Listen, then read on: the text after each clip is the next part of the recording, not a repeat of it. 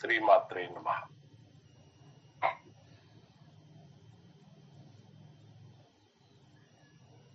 ಸಮರ್ಥ ಸದ್ಗುರು ಶ್ರೀ ರಂಗರಾವ್ ಮಹಾರಾಜರ ದಿವ್ಯ ಪಾದ ಪದ್ಮಗಳಲ್ಲಿ ಶಿರಸಾಷ್ಟಾಂಗ ನಮಸ್ಕಾರಗಳನ್ನು ಮಾಡುತ್ತಾ ಅವರ ಸತ್ಶಿಷ್ಯರಾದ ಶ್ರೀ ಶಂಕರರಾವ್ ಅನಂತಪುರ್ ಶ್ರೀ ಕ್ಷೇತ್ರ ಉಪಗಡ್ಡಿ ಅವರಿಗೂ ಶಿರಸಾಷ್ಟಾಂಗ ನಮಸ್ಕಾರ ನಮ್ಮ ಶ್ರೀಮಾತ್ರೆ ಸತ್ಸಂಗದ ಪರವಾಗಿ ಅವರಿಗೆ ಇಂದಿನ ಆಖ್ಯಾನಕ್ಕೆ ಅವರನ್ನು ಸ್ವಾಗತಿಸುತ್ತಿದ್ದೇವೆ. ಅವರು ತಮ್ಮ ಆಖ್ಯಾನವನ್ನ ಪ್ರಾರಂಭಿಸಬೇಕು. ಜೈ ಗುರು.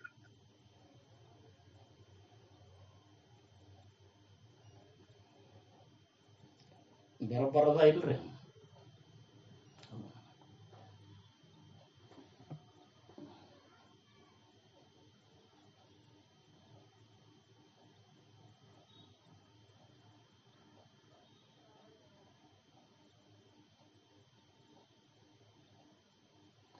राजाधिराज सद्गुरुनाथ महाराज की जय. श्री गुरुदेव दत्त.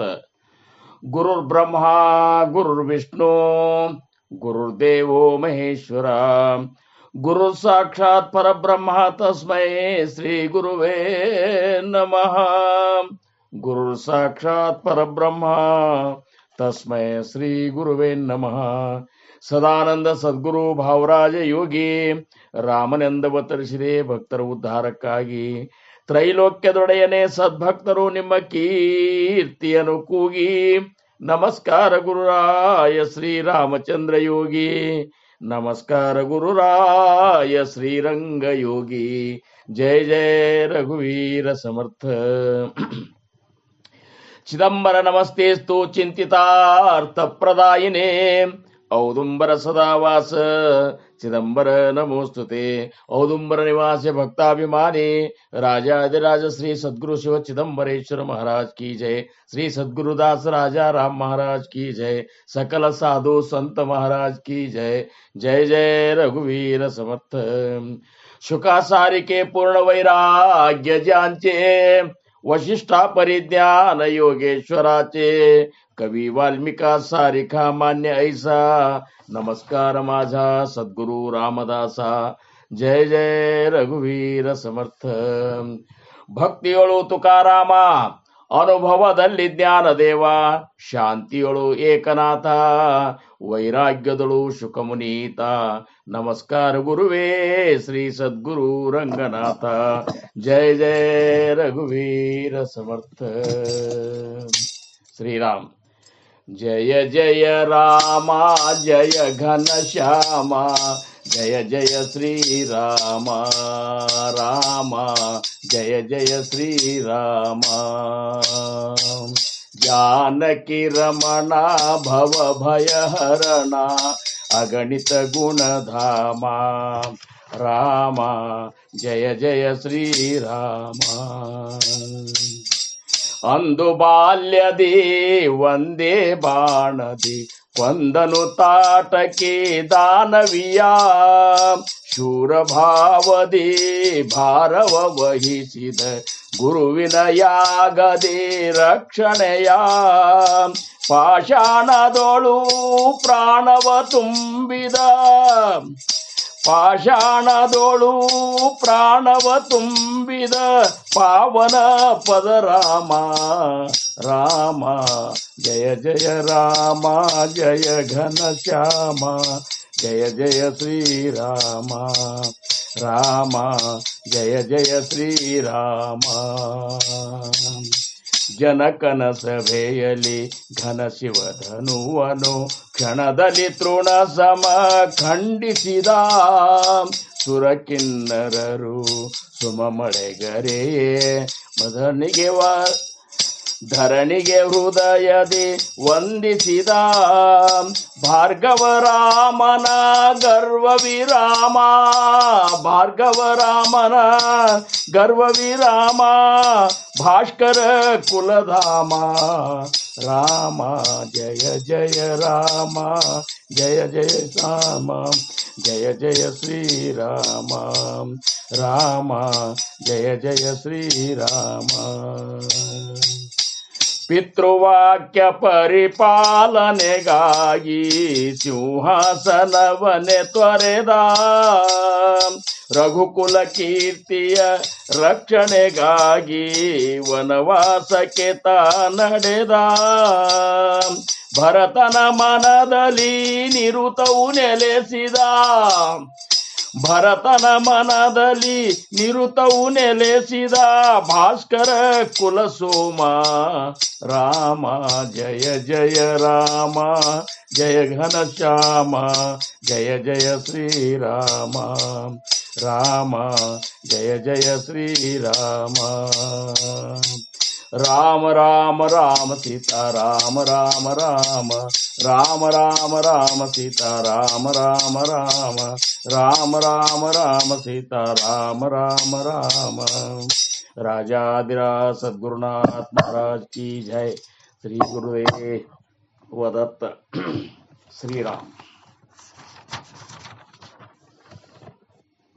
ಪ್ರಥಮದಲ್ಲಿ ನನ್ನ ಆರಾಧ್ಯ ದೈವತ್ವವಾಗಿರುವಂತಹ ಶ್ರೀ ಸದ್ಗುರು ಸಮರ್ಥ ರಂಗರಾವ್ ಮಹಾರಾಜರು ಶ್ರೀ ಕ್ಷೇತ್ರ ಕೂಪಗಡ್ಡಿ ಅವರ ದಿವ್ಯ ಚರಣಾರವಿಂದಗಳಿಗೆ ನನ್ನ ಅನಂತ ಅನಂತ ಕೋಟಿ ದಂಡೋತ ಪ್ರಣಾಮಗಳನ್ನು ಸಲ್ಲಿಸಿ, ಪೂರ್ಣಾವತಾರಿಗಳು ಪರಬ್ರಹ್ಮ ಸ್ವರೂಪಿಗಳು ಆಗಿರುವಂತಹ ಶ್ರೀ ಸದ್ಗುರು ಶಿವ ಚಿದಂಬರೇಶ್ವರ ಗುರು ಮಹಾರಾಜರ ದಿವ್ಯ ಚರಣಾರವಿಂದಗಳಿಗೆ ಮತ್ತು ಅವರ ಅತ್ಯಂತ ಅಂತರಂಗದ ಶಿಷ್ಯ ಶ್ರೇಷ್ಠರಾಗಿರುವಂತಹ ಶ್ರೀ ಸದ್ಗುರು ದಾಸ್ ರಾಜಾರಾಮ್ ಮಹಾರಾಜರ ದಿವ್ಯ ಚರಣಾರವಿಂದಗಳಿಗೂ ನನ್ನ ಅನಂತ ಅನಂತ ದಂಡವತ ಪ್ರಣಾಮಗಳನ್ನು ಸಲ್ಲಿಸಿ, ಚಿದಂಬರ ಮಹಾಸ್ವಾಮಿಗಳ ಪರಾವತಾರವೇ ಆಗಿರುವಂತಹ ಅಗಡಿಯ ಆನಂದವನ ಕ್ಷೇತ್ರದ ಕ್ಷೇತ್ರಾಧಿಪತಿಗಳಾಗಿರುವಂತಹ ಶ್ರೀ ಸದ್ಗುರು ಶೇಷಾಚಲ ಗುರು ಮಹಾರಾಜರ ಮತ್ತು ಅವರ ಅಂತರಂಗದ ಶಿಷ್ಯ ಶ್ರೇಷ್ಠರಾದಂತಹ ಶ್ರೀ ಸದ್ಗುರು ನಾರಾಯಣ ಭಗವಾನ್ ಮಹಾರಾಜರ ದಿವ್ಯ ಚರಣಾರವಿಂದಗಳಿಗೂ ನನ್ನ ಅನಂತ ದಂಡವತ ಪ್ರಣಾಮಗಳನ್ನು ಸಲ್ಲಿಸಿ, ಈ ಒಂದು ಮಾತ್ರೆ ಸತ್ಸಂಗ ಫೌಂಡೇಶನ್ದ ಅಧಿದೇವತೆ ಆಗಿರುವಂತಹ ತಾಯಿ ಮಾತ್ರೆ ದೇವಿಯ ದಿವ್ಯ ಚರಣಾರವಿಂದಗಳಿಗೆ ಭಕ್ತಿಪೂರ್ವಕ ದಂಡವತ ಪ್ರಣಾಮಗಳನ್ನು ಸಲ್ಲಿಸಿ, ಈ ಒಂದು ಸತ್ಸಂಗ ಕಾರ್ಯಕ್ರಮ ಜರುಗಲು ಪ್ರೇರಣಾಕರ್ತರು, ಕಾರಣಕರ್ತರು, ಸಾಕ್ಷಾತ್ ನಿರ್ಗುಣ ಪರಬ್ರಹ್ಮ ಸ್ವರೂಪಿಗಳು ಆಗಿರುವಂತಹ ಪರಮ ಪೂಜ್ಯ ಶ್ರೀ ಸದ್ಗುರು ಚಂದ್ರಕುಮಾರ್ ಗುರು ಮಹಾರಾಜರ ದಿವ್ಯ ಪಾದಾರವಿಂದಗಳಿಗೆ ನನ್ನ ಅನಂತ ಅನಂತ ಕೋಟಿ ದಂಡವತ ಪ್ರಣಾಮಗಳನ್ನು ಸಲ್ಲಿಸಿ, ಇಂದಿನ ಈ ಒಂದು ಸತ್ಸಂಗ ಕಾರ್ಯಕ್ರಮಕ್ಕೆ ಆಗಮಿಸಿರುವಂತಹ ಎಲ್ಲ ಗುರುಬಂಧುಗಳಿಗೆ, ಗುರುಭಗಿನಿಯರಿಗೆ, ತಾಯಿಯರಿಗೆ, ತಾಯಿಯಂದಿರಿಗೆ, ಹಿರಿಯರಿಗೆ, ಸಾಧಕರಿಗೆ, ಮುಮುಕ್ಷುಗಳಿಗೆ ಸರ್ವರಿಗೂ ನನ್ನ ದೀರ್ಘದಂಡ ಪ್ರಣಾಮಗಳನ್ನು ಸಲ್ಲಿಸಿ, ಮತ್ತೊಂದು ಭಾಗ್ಯದ ಅವಕಾಶ ಸಮರ್ಥರು ನಮಗ ನಿಮಗ ನೀಡ್ಯಾರ. ಸಮರ್ಥ ಮನೋಬೋಧದ 55 ಮತ್ತು 56 ಈ 2 ಶ್ಲೋಕಗಳ ಬಗ್ಗೆ ನಾವು ನೀವುಗಳೆಲ್ಲ ಚಿಂತನೆ ಮಾಡಬೇಕಾಗಿದೆ. ಈಗಾಗಲೇ 10 ಶ್ಲೋಕಗಳು ಈಗ ಆಗಿರುವಂತಹ 10 ಶ್ಲೋಕಗಳೇನವಲ್ಲ ಅಂದ್ರ ಸರ್ವಸಾಧಾರಣ 47ರಿಂದ 56 ಈ ಎಲ್ಲಾ ಶ್ಲೋಕಗಳಲ್ಲಿ ಸಮರ್ಥರು ಸರ್ವೋತ್ತಮ ರಾಮಪ್ರಭುವಿನ ಅರ್ಥಾತ್ ಪರಬ್ರಹ್ಮ ಸ್ವರೂಪಿ ಸದ್ಗುರುಗಳ ಶ್ರೇಷ್ಠ ದಾಸನಾದವನಲ್ಲಿ ಇರಬೇಕಾಗಿರುವಂತಹ ಅತ್ಯಂತ ಅಮೂಲ್ಯವಾದಂತಹ ಶ್ರೇಷ್ಠವಾದ ಗುಣಗಳ ಬಗ್ಗೆ ಸಮರ್ಥರು ನಮಗೆ ಹೇಳ್ಯಾರ. ಈ ಗುಣಗಳು ಯಾರಂತಲ್ಲಿರ್ತಾರಲ್ಲ ಅವರು ಸರ್ವೋತ್ತಮನಾದಂತಹ ಆ ಸದ್ಗುರುವಿನ ದಾಸರಾಗಲಿಕ್ಕೆ ಜಗತ್ತಿಗೆ ಧನ್ಯ ಅನಿಸ್ಕೊಳ್ಳುವಂತ ಒಂದು ಪಾತ್ರತೆ ಅವರಂತಲ್ಲಿ ಬರ್ತದ ಅಂತೇಳಿ ಅವರಂತಲ್ಲಿ ಇರುವಂತಹ ಲಕ್ಷಣಗಳನ್ನು ನಮಗೆ 10 ಶ್ಲೋಕಗಳಿಗೆ ಹೇಳಿದ್ರು ಸಹಿತ ಸಮರ್ಥರು ಏನ್ ಹೇಳ್ಬೇಕಾಗ್ಯದ ಅಂದ್ರ ಆ ಹೇಳಿದಂತ ಒಂದು ಲಕ್ಷಣಗಳನ್ನ ನೀವು ಮನನ ಮಾಡ್ರಿ ಅಂತಾರ. ಇದನ್ನ ನೀವು ಶ್ರವಣ ಮಾಡಿ ನೀವು ನಿಮ್ಮ ಮನಕ್ಕೆ ಬೋಧ ಮಾಡ್ರಿ. ಬೋಧ ಮಾಡಿ ಈ ಎಲ್ಲಾ ಒಂದು ಏನಪ್ಪಾ ಅಂದ್ರೆ ಸದ್ವಿದ್ಯಾ ಗುಣಗಳನ್ನ ನಿಮ್ಮ ಜೀವನದೊಳಗೂ ನೀವು ಅಳವಡಿಸ್ಕೊಂಡ್ರಿ ಅಂದ್ರ ನೀವು ಸದ್ಗುರುವಿನ ಒಂದು ಸತ್ಶಿಷ್ಯರಾಗಲಿಕ್ಕೆ ಜಗತ್ತಿನೊಳಗೆ ಧನ್ಯ ಅನಿಸುವಂತ ಒಂದು ಸರ್ವೋತ್ತಮ ಒಂದು ಸ್ಥಿತಿಗೆ ನೀವು ಮುಟ್ತೀರಿ ಅಂತಾರ. ಅದನ್ನ ಇಂಡೈರೆಕ್ಟ್ಲಿ ನಮಗೆ ಹೇಳ್ಯಾರ, ಹಿಂಗಿರ್ತಾನ ಅಂತೇಳಿ. ಆ ಭಕ್ತ ಹಿಂಗಿರ್ತಾನ ಅಂತ ಹೇಳಿದ್ರೂ ನೀನು ಹಿಂಗಿರ್ಬೇಕು ಅಂತ ಅಂದಂಗ ಅದು ಇಷ್ಟೇ. ಯಾಕಂದ್ರೆ ಅವ್ರು ಹೇಳಿದಂತ ಶ್ಲೋಕಗಳು ಕೇವಲ ನೀವು ತಿಳ್ಕೋರಿಪ್ಪ ಅಂತ ಹೇಳಿಲ್ಲ. ಅವರು ಈ 10 ಶ್ಲೋಕದೊಳಗ ಸರ್ವೋತ್ತಮ ದಾಸ್ ಹಿಂಗಿರ್ತಾನಂತ ತಿಳ್ಕೋರಿ ಅಂದಿಲ್ಲ. ಅವ್ ಹಿಂಗಿರ್ತಾನಂತ ತಿಳ್ಕೋರಿ, ತಿಳ್ಕೊಂಡದ್ದನ್ನ ಕುತ್ಕೊಂಡು ಒಂದ್ ಕಡೆ ಏಕಾಂತದೊಳಗೆ ಕುತ್ಕೊಂಡು ಅದನ್ನ ನಿಮ್ಮ ಅಂತರಂಗದೊಳಗೆ ನಿಮ್ಮ ಮನಸ್ಸಿಗೆ ಬೋಧ ಮಾಡ್ಕೋರಿ. ಬೋಧ ಮಾಡ್ಕೊಂಡು ಅದನ್ನ ಮನನ ಮಾಡಿ ಆ ಕ್ಷಣದಿಂದ ನಿಮ್ಮ ಜೀವನದಾಗ ಅದನ್ನ ಅಳವಡಿಸ್ಕೋಬೇಕಂತೇಳಿ ಸಂಕಲ್ಪ ಮಾಡ್ರಿ ಅಂತಾರ ಅವ್ರು. ಏನ್ರಿ ಈ ಒಂದು ಸತ್ಸಂಗದ ಲಾಭ ಏನಪ್ಪಾ ನಮಗ ಅಂತ ಹೇಳಿ ಕೇಳಿದ್ರಂದ್ರ, ಯಾರೋ ಕೇಳ್ತಾರೆ, ಹೌದ್ರಿ ಈ ಸತ್ಸಂಗ ಮಾಡ್ತೀವಿ, ಸತ್ಸಂಗದಾಗ ಹೋಗೋದ್ರಿಂದ ಏನ್ ಲಾಭ ಅದ ಅಂತ ಕೇಳಿದ್ರ, ಸತ್ಸಂಗದಾಗ ಹೋಗೋದ್ರಿಂದ ನಮ್ಮಂತಲ್ಲೇ ನಮ್ಮ ಮನಸ್ಸಿನ ಮೇಲೆ ಒಂದು ಸಂಕಲ್ಪ, ಒಂದು ನಿರ್ಧಾರ ಮಾಡುವಂತಹ ಸಾಮರ್ಥ್ಯ ಬರ್ತದಂತಾರ. ನೀವು ಸತ್ಸಂಗದಾಗ ಹೋಗ್ಲಿಕ್ಕಂದ್ರ ಉತ್ತಮ ಒಂದು ವಿಚಾರಗಳನ್ನ ನಾನು ಅಳವಡಿಸ್ಕೋಬೇಕಂತ ಹೇಳಿ ನಿರ್ಧಾರ ಮಾಡುವಂತಹದ್ದು ಮತ್ತೆಲ್ಲೂ ಸಿಗುದಿಲ್ಲ. ನೀವು ಮಂದಿರಗಳಿಗೆ ಹೋಗ್ರಿ, ದೇವರ ದರ್ಶನ ತಗೋರಿ, ತೀರ್ಥಕ್ಷೇತ್ರಗಳಿಗೆ ಹೋಗ್ರಿ, ಯಾತ್ರೆಗಳನ್ನು ಮಾಡ್ರಿ, ಏನೇ ಮಾಡ್ರಿ, ಆದ್ರೆ ನಿಮ್ಮ ಮನಸ್ಸಿಗೆ ನೀವು ನಿರ್ಧಾರ ಮಾಡ್ಕೋಬೇಕು, ಇವತ್ತಿನಿಂದ ನಾ ಪರಿವರ್ತನ ಆಗಬೇಕು, ಇದನ್ನ ನಾ ಮಾಡೇಬೇಕಂತೇಳಿ ನಿರ್ಧಾರ ಮಾಡ್ಕೋಬೇಕು. ನಿರ್ಧಾರ ಅನ್ನುವಂಥದ್ದು ಎಷ್ಟು ಮುಖ್ಯದಲ್ಲ, ಮೊದಲು ನಿರ್ಧಾರ ಮಾಡ್ಕೋದು ಮೊದಲನೇ ಮೆಟ್ಲು ಅಂತಾರು ಸಾಧಕರಾದವರು. ಉತ್ತಮರಾಗಿ ಬದುಕಬೇಕು, ಸದ್ಗುರುಗಳಿಗೆ ಹೌದು ಅನ್ಸೋಂಗ್ ಬದುಕಬೇಕು, ಸದ್ಗುರುಗಳು ಸಂತೋಷಗೊಳ್ಬೇಕು. ನನ್ನ ಒಂದು ಎಲ್ಲಾ ಒಂದು ಗುಣಗಳನ್ನ, ನನ್ನ ಆಕ್ಟಿವಿಟೀಸ್ ನೋಡಿ ಇವೆಲ್ಲನೂ ನಾವು ನಿರ್ಧಾರ ಮಾಡ್ಕೋಬೇಕು. ಸುಮ್ಮನೆ ಉಪದೇಶ ತಗೊಂಡು ಮಾತ್ರಕ್ಕ ಮುಕ್ತರ ಆಗುದಿಲ್ಲ ಅಂತಾರ. ಏನ್ರಿ ಸುಮ್ಮನೆ ಉಪದೇಶ ನಾವು ತಗೊಂಡಪ್ಪ ಸದ್ಗುರುಗಳಿಂದ, ಅವರು ನಮಗೆ ಅನುಗ್ರಹ ಮಾಡ್ಯಾರ, ಉಪದೇಶ ಕೊಟ್ಟಾರ ಅಂತ ಇಷ್ಟು ಹೇಳೋದ್ರಿಂದ ಏನೂ ಆಗುದಿಲ್ಲ ಅಂತ ಸಮರ್ಥರಂತಾರ. ಮನೋಣಿ ಸದ್ಗುರು ಕರಾವ, ಮೊದಲು ನಿಮ್ಮ ಕೆಲಸ ಏನು, ಸದ್ಗುರುಗಳಿಂದ ಅನುಗ್ರಹಿತರಾಗ್ರಿ. ಅದು ಎಂಥ ಸದ್ಗುರುಗಳಿಂದ ಆಗ್ಬೇಕಂದ್ರ ಶ್ರೋತ್ರಿಯ ಬ್ರಹ್ಮನಿಷ್ಠ ಸದ್ಗುರು, ಆತ್ಮ ಸಾಕ್ಷಾತ್ಕಾರಿ ಸದ್ಗುರು, ಬ್ರಹ್ಮ ಸ್ಥಿತಿಯೊಳಗೆ ನೆಲೆ ನಿಂತಹ ಸದ್ಗುರು. ಅವನು ಶ್ರೋತ್ರಿಯನೂ ಆಗಿರಬೇಕು ಮತ್ತು ಸ್ವರೂಪದೊಳಗೆ ನಿಂತವನು ಆಗಿರಬೇಕು, ಬ್ರಹ್ಮನಿಷ್ಠನೂ ಆಗಿರಬೇಕು. ಇಂಥವರಿಂದ ನೀವು ಉಪದೇಶ ತಗೋರಿ. ಅಂಥವ್ರಿಂದ ಉಪದೇಶ ತಗೊಂಡ್ರು ಸಹಿತ ನೀವು ಮುಕ್ತರಾಗ್ತೀರಿ ಅಂತ ತಿಳ್ಕೊಬೇಡ್ರಿ ಅಂತಾರ. ಯಾಕಂದ್ರೆ ಇಷ್ಟಕ್ಕೆ ಮುಗಿಲಿಲ್ಲ, ಉಪದೇಶ ತಗೊಂಡ ಅಷ್ಟಕ್ಕೆ ಮುಗಿಲಿಲ್ಲ ಶಿಷ್ಯನ ಕೆಲಸ. ಮನೋಣಿ ಸದ್ಗುರು ಕರಾವ, ಮೊದಲು ಸದ್ಗುರುಗಳಿಂದ ಅನುಗ್ರಹಿತರಾಗ್ರಿ. ಸತ್ಸಂಗ ಶೋಧುನ ಧರಾವ ಅಂತಾರು. ಎರಡನೇ ಕೆಲಸ ಏನ್ ನಿಮ್ಮದು, ಸತ್ಸಂಗಗಳನ್ನು ಶೋಧ ಮಾಡಿ ಹೋಗ್ರಿ. ಕರೆದ್ರೆ ಹೋಗಬೇಕು, ಅವ್ರು ಕರೆದಿಲ್ಲ, ಅವ್ರು ಫೋನ್ ಮಾಡಿಲ್ಲ, ನಾವ್ಯಾಂಗ ಹೋಗುದು, ಹಿಂಗನಬೇಡ್ರಿ ಅಂತಾರವ್ರು. ಎಲ್ಲೇ ಸಂತರ ಸಂಘ ನಡೆದದ, ಸಚ್ಚಿತ್ ವಿಚಾರಗಳ ಚಿಂತನೆ ನಡೆದಲ್ಲ, ಅಲ್ಲಿ ನೀವು ಹೋಗಿ ಕೂಡ್ರಿ. ನೀವು ಹೋದ್ರೆ ಅವ್ರೇನ್ ಬ್ಯಾಡ ಅನ್ನೋದಿಲ್ಲ, ನೀವ್ಯಾಕೆ ಬಂದಿ ಅಂತ ಅನ್ನೋದಿಲ್ಲ.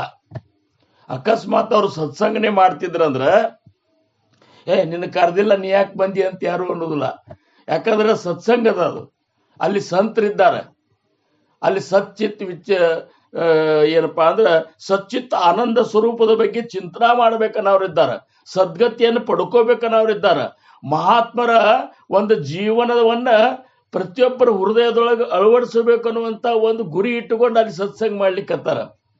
ಸಾಧ್ಯವನ್ನ ಗಳಿಸ್ಬೇಕನ್ನೋದು ಅಲ್ಲಿ ಎಲ್ಲರ ಗುರಿ ಅದ.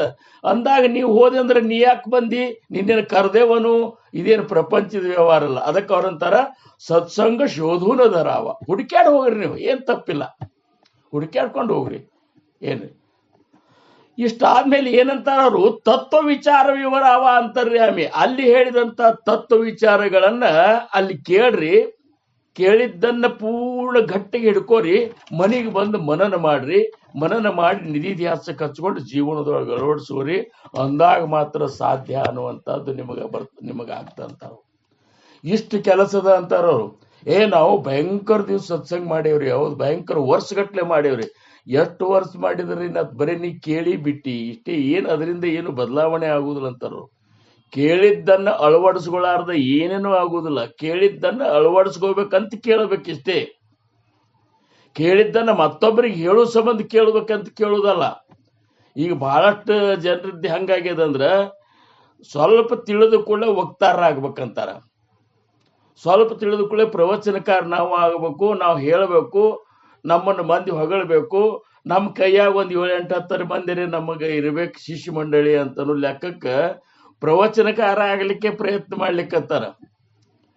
ಒಬ್ಬ ಒಂದ್ ದಿವ್ಸ ಸತ್ಸಂಗ ಬಂದಂತ ಸದ್ಗುರುಗಳ ಬಗ್ಗೆ ವರ್ಣನ ಮಾಡ್ಲಿಕ್ಕತ್ತಿದ್ರು.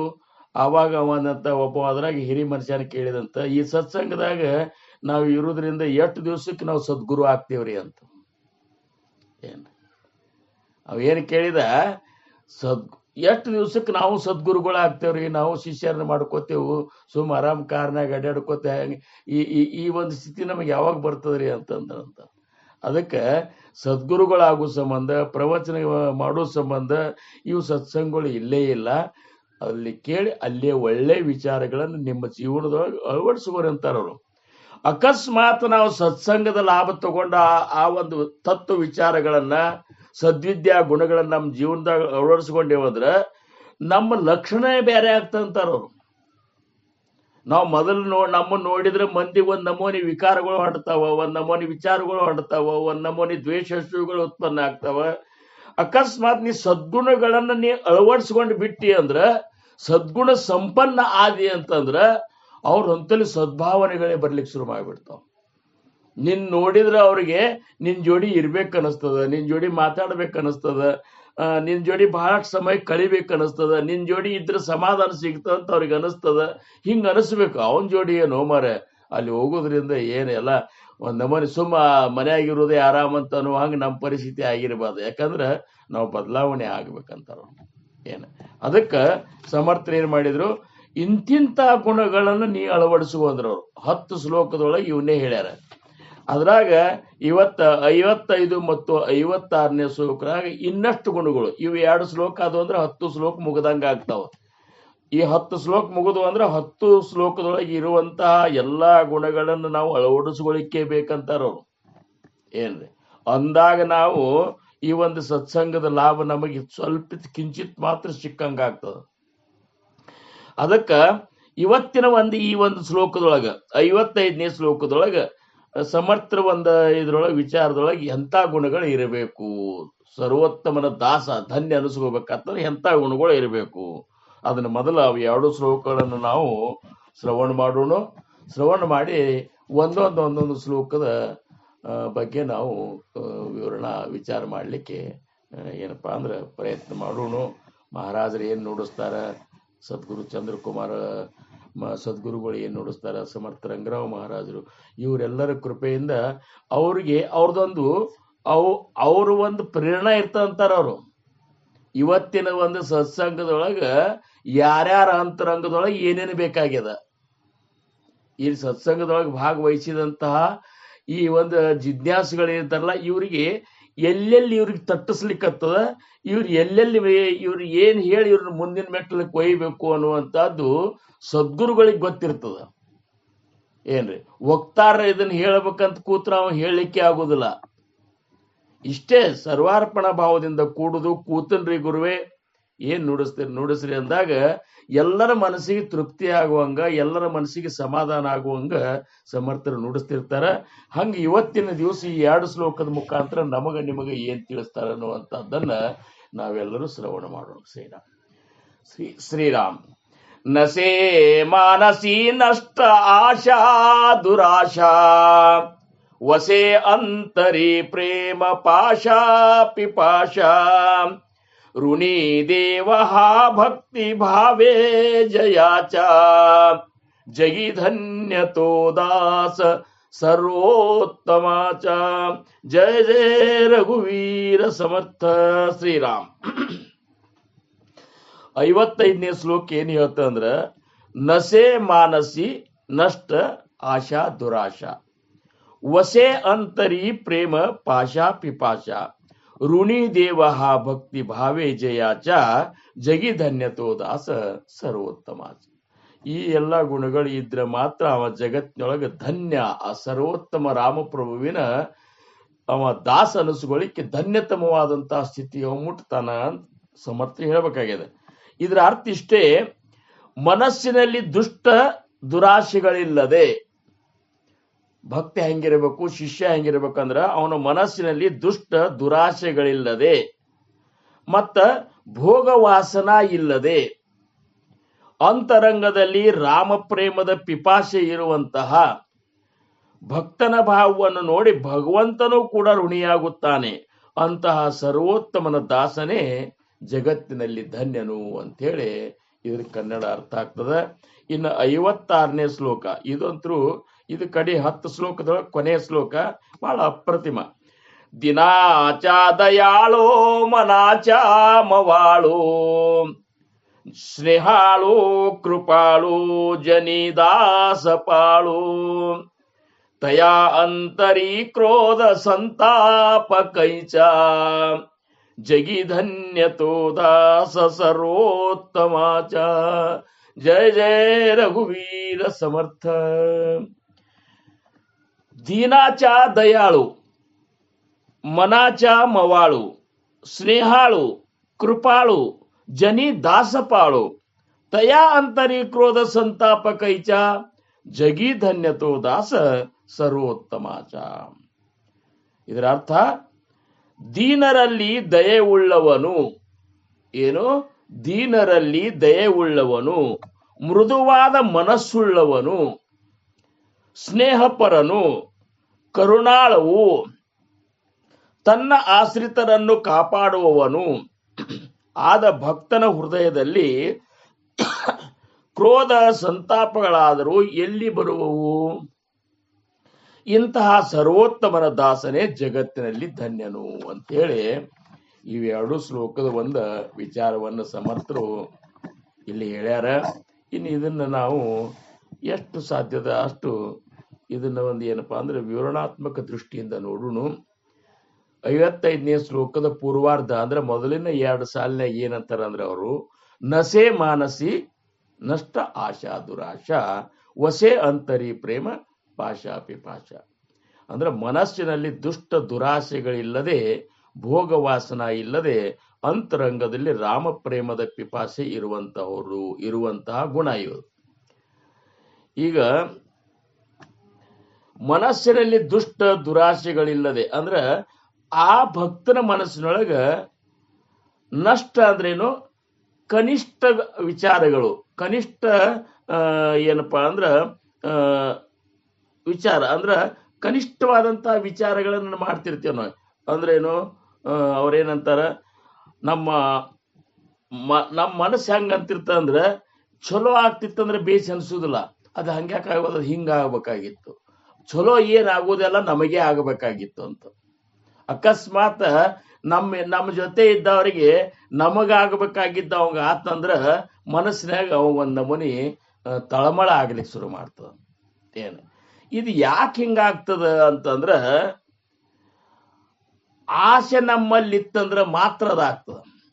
ಏನ್ರಿ ನಾವು ಆಸೆ ಮಾಡ್ತಿದ್ದೇವಂದ್ರ ಒಂದು ಅಧಿಕಾರದ ಆಸೆ ಆಗಲಿ, ಪ್ರತಿಷ್ಠಾ ಆಸೆ ಆಗಲಿ, ಆಮೇಲೆ ನಮ್ಮನ್ನು ಹೊಗಳಿಕೆ ಆಸೆ ಆಗಲಿ, ನಾನು ಶ್ರೇಷ್ಠ ಅನ್ನುವಂಥದ್ದು ಜಗತ್ ನನ್ನ ಶ್ರೇಷ್ಠ ಸ್ಥಾನದಾಗ ಕೂಡಿಸ್ಬೇಕು ಅನ್ನುವಂಥ ಆಸೆ ಆಗಲಿ, ಇಂಥವೆಲ್ಲನೂ ಪರಮಾರ್ಥದೊಳಗೆ ನಾವು ಆಸೆ ಮಾಡ್ತಿದ್ದೇವೆ ಅಂದ್ರೆ ಅಕಸ್ಮಾತ್ ನಮಗದು ಸಿಗ್ಲಿಲ್ಲ ಅಂದ್ರೂ ತಳಮಳ ಆಗ್ತದ.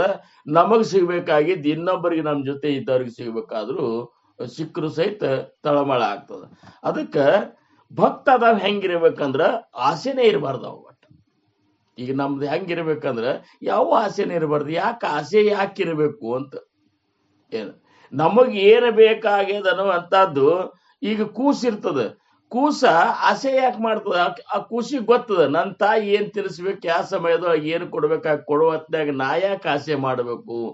ಕೂಸು ಏನ್ರ ಸೈಕಲ್ ಮೋಟ್ರ್ ಬೇಕಂತ ಆಸೆ ಮಾಡ್ತಾನ್ರಿ? ಅದಕ್ಕೇನು ಕಲ್ಪನಾ ಇಲ್ಲ. ನನ್ನ ಆಸೆ ಅಂದ್ರೆ ಏನು, ನನ್ನ ತಾಯಿ ಜೊತೆ ನಾ ಇರಬೇಕು. ಆ ಕೂಸಿನ ಆಸೆ ಏನು, ಯಾವಾಗಲೂ ನನ್ನ ತಾಯಿ ಜೊತೆ ನಾ ಇರಬೇಕು, ನನ್ನ ತಾಯಿ ನನ್ನಿಂದ ಆಗಲಬಾರ್ದು ಇಷ್ಟೇ. ಮತ್ತು ಭಕ್ತಂದು ಹಿಂಗ್ಯಾಕೆ ಇರಬಾರ್ದು, ನಮ್ದು ಯಾಕೆ ಹಿಂಗಿರಬಾರ್ದು? ಯಾವಾಗಲೂ ಸದ್ಗುರುವಿನ ಸಾನ್ನಿಧ್ಯದೊಳಗೆ ನಾವಿರಬೇಕು. ಯಾವಾಗಲೂ ಸದ್ಗುರುವಿನ ಕೃಪಾದೃಷ್ಟಿ ನಮ್ಮ ಮೇಲೆ ಬೀಳ್ತಿರ್ಬೇಕು. ಯಾವಾಗಲೂ ಸದ್ಗುರು ನಮ್ಮನ್ನು ವೀಕ್ಷಣೆ ಮಾಡ್ತಿರ್ಬೇಕು. ಯಾವಾಗಲೂ ಸದ್ಗುರು ನಮ್ಮನ್ನು ಕೈ ಹಿಡ್ಕೊಂಡು ತನ್ನ ಒಂದು ಸನ್ನಿಧಾನಕ್ಕೆ ಕರ್ಕೊಂಡು ಹೋಗ್ಬೇಕು, ತನ್ನ ಚರಣದೊಳಗೆ ನಮಗೆ ಜಾಗ ಕೊಡ್ಬೇಕು ಅಂತ. ಇದರ ಅರ್ಥ ಆಸೆ ಹೊರತಾಗಿ ಮತ್ತೊಂದು ಆಸೆ ಭಕ್ತಿಗೆ ಇರಬಾರ್ದಂತ. ಏನು ಹೊಗಳಿದ್ರೇನು ತಗೊಳಿದ್ರೇನು, ಜಗತ್ತು ನಮ್ಮನ್ನು ಹೊಗಳ್ತದ ಅಂದ್ರೆ ಏನು, ತಮಗ ಬೇಕಾಗಿದ್ರೆ ನಮ್ಮನ್ನು ಹೊಗಳ್ತಾರ ಹೊರತಾಗಿ ಯಾರು ಹಂಗೆ ಸುಮ್ಮನೆ ಹೊಗಳುದಿಲ್ಲ. ನಾವೇನ್ ತಿಳ್ಕೊತೀವಿ, ನಮ್ಮನ್ನು ಹೊಗಳಿಕತ್ತಾರ ಅಂದ್ರೆ ನೀ ಖರೆ ಪ್ರಜ್ಞಾವಂತಿ ಇದ್ದದ ತಿಳ್ಕೊಬೇಕು, ನನ್ನಿಂದ ಏನೋ ಅಪೇಕ್ಷೆ ಮಾಡ್ಲಿಕ್ಕತ್ತದ ಈ ಗಡಿ ಅಂತೇಳಿ. ಏನು ಹೊಗಳಿಕೆ ತೆಗಳಿಕೆ ಹೆಂಗವ ಅಂದ್ರ ಅವ್ರವ್ರ ಇಚ್ಛಕ್ ಬಿಟ್ಟದ್ದು ಅವ. ಇವತ್ತು ಹೊಗಳಿದವ ನಾಳೆ ನಮ್ಮನ್ನು ತೆಗೊಳ್ಲಿಕ್ಕೆ ಶುರು ಮಾಡ್ತಾನ. ಯಾಕಂದ್ರೆ ಇವತ್ತಿಗೆ ಅದು ಬೇಕಾಗಿರ್ತದ, ಅದು ಸಿಗ್ಲಿಲ್ಲ ಅಂದ ಕೂಡ ನಾಳೆ ತೆಗೊಳ್ಲಿಕ್ಕೆ ಶುರು ಮಾಡ್ತಾನ. ಮತ್ತೆ ಇರ್ಲಿಕ್ಕಂದ್ರೆ ಇವತ್ತು ನಮ್ಮ ಮುಂದೆ ಹೊಗಳಿರ್ತಾನ, ಮತ್ತೊಬ್ಬನ ಮುಂದೆ ಹೋಗಿ ನಮ್ಮ ಬಗ್ಗೆ ತೆಗೆಳ್ಕೊತ ಕೂಡ್ತಾನ. ಮತ್ ನೀ ಇದನ್ನ ಯಾಕೆ ತಲೆ ಕೆಲ್ಸಗೋತಿ ಅಂತಾರು. ಹೊಗಳಿದ ಕೂಡಲೇ ಯಾಕೆ ಸಂತೋಷ ಆಗ್ಬೇಕಪ್ಪ ನಿನಗ? ಈಗ ತೆಗಳಿದ್ರೂ ದುಃಖ ಆಗ್ಬಾರ್ದು, ಹೊಗಳಿದ್ರೂ ಸಂತೋಷ ಆಗ್ಬಾರ್ದು. ಇದು ಭಕ್ತರ ಒಂದು ವಿಶೇಷ ಲಕ್ಷಣ. ಒಮ್ಮೆ ಏನಾತಂತ್ರಿ, ಒಬ್ರು ಸನ್ಯಾಸಿಗಳು ಚಲೋ ಏನಪ್ಪಾ ಅಂದ್ರೆ ದೊಡ್ಡ ಸಾಧನ ಮಾಡಿದ್ರು, ಸ್ಥಿತಿನೂ ಬಹಳ ದೊಡ್ಡದಿತ್ತು ಅವ್ರದ್ದು. ಹಿಂಗಾಗಿ ಮುಂದೊಂದು 2 ಕಿಲೋಮೀಟರ್ ಮೇಲೆ ಹಳ್ಳಿ ಊರಾಗ ಒಂದು ಫಂಕ್ಷನ್ ಇಟ್ಟುಕೊಂಡ ಮಹಾರಾಜರು ಬಂದ ಅವ್ರನ್ನ ಏನಪ್ಪಾ ಅಂದ್ರೆ ನಾವು ಆಹ್ವಾನ ಮಾಡ್ಕೋಬೇಕು, ಅವ್ರ ಆಶೀರ್ವಾದ ತಗೋಬೇಕು, ಹಿಂಗ ಆಶೀರ್ವಚನ ನಾವು ಇದು ಮಾಡಬೇಕು ಅಂತೇಳಿ ಇವರಿಗೆ ಆಮಂತ್ರಣ ಕೊಟ್ಟು ಹೋಗಿದ್ರು. ಅವರು ಕೊಟ್ಟು ಹೋದಾಗ ಇವರು ಸನ್ಯಾಸಿಗಳೇನು ಮಾಡಿದ್ರು, ಕ್ಯಾಮಿ ಹಾಕಿದ್ರು, ಎಲ್ಲ ತ್ಯಾಗ ಮಾಡಿದವರು. ಅವ್ರು ನಾಳೆ ದಿವಸ ಕಾರ್ಯಕ್ರಮ ಅದಂತೆ ಆ ಹಳ್ಳಿಗೆ ಹೊಂಟ್ರು. ಅವರು ಆ ಹಳ್ಳಿಗೆ ಹೊಂಟ ಕೂಡಲೇ ಹಿಂದೊಬ್ಬ ಬೆನ್ನು ಹತ್ತಿದ್ದವ, ಆ ಊರ ಕೆಟ್ಟ ಸೋಟವ. ಅವ ಇವ್ರನ್ನ ಆ 2 ಕಿಲೋಮೀಟರ್ ಹೋಗೋ ತನಕನು ಹಿಂಗ್ ಸಿಕ್ಕಂಗ್ ಬೈಲಿಕ್ಕತ್ತಿವ.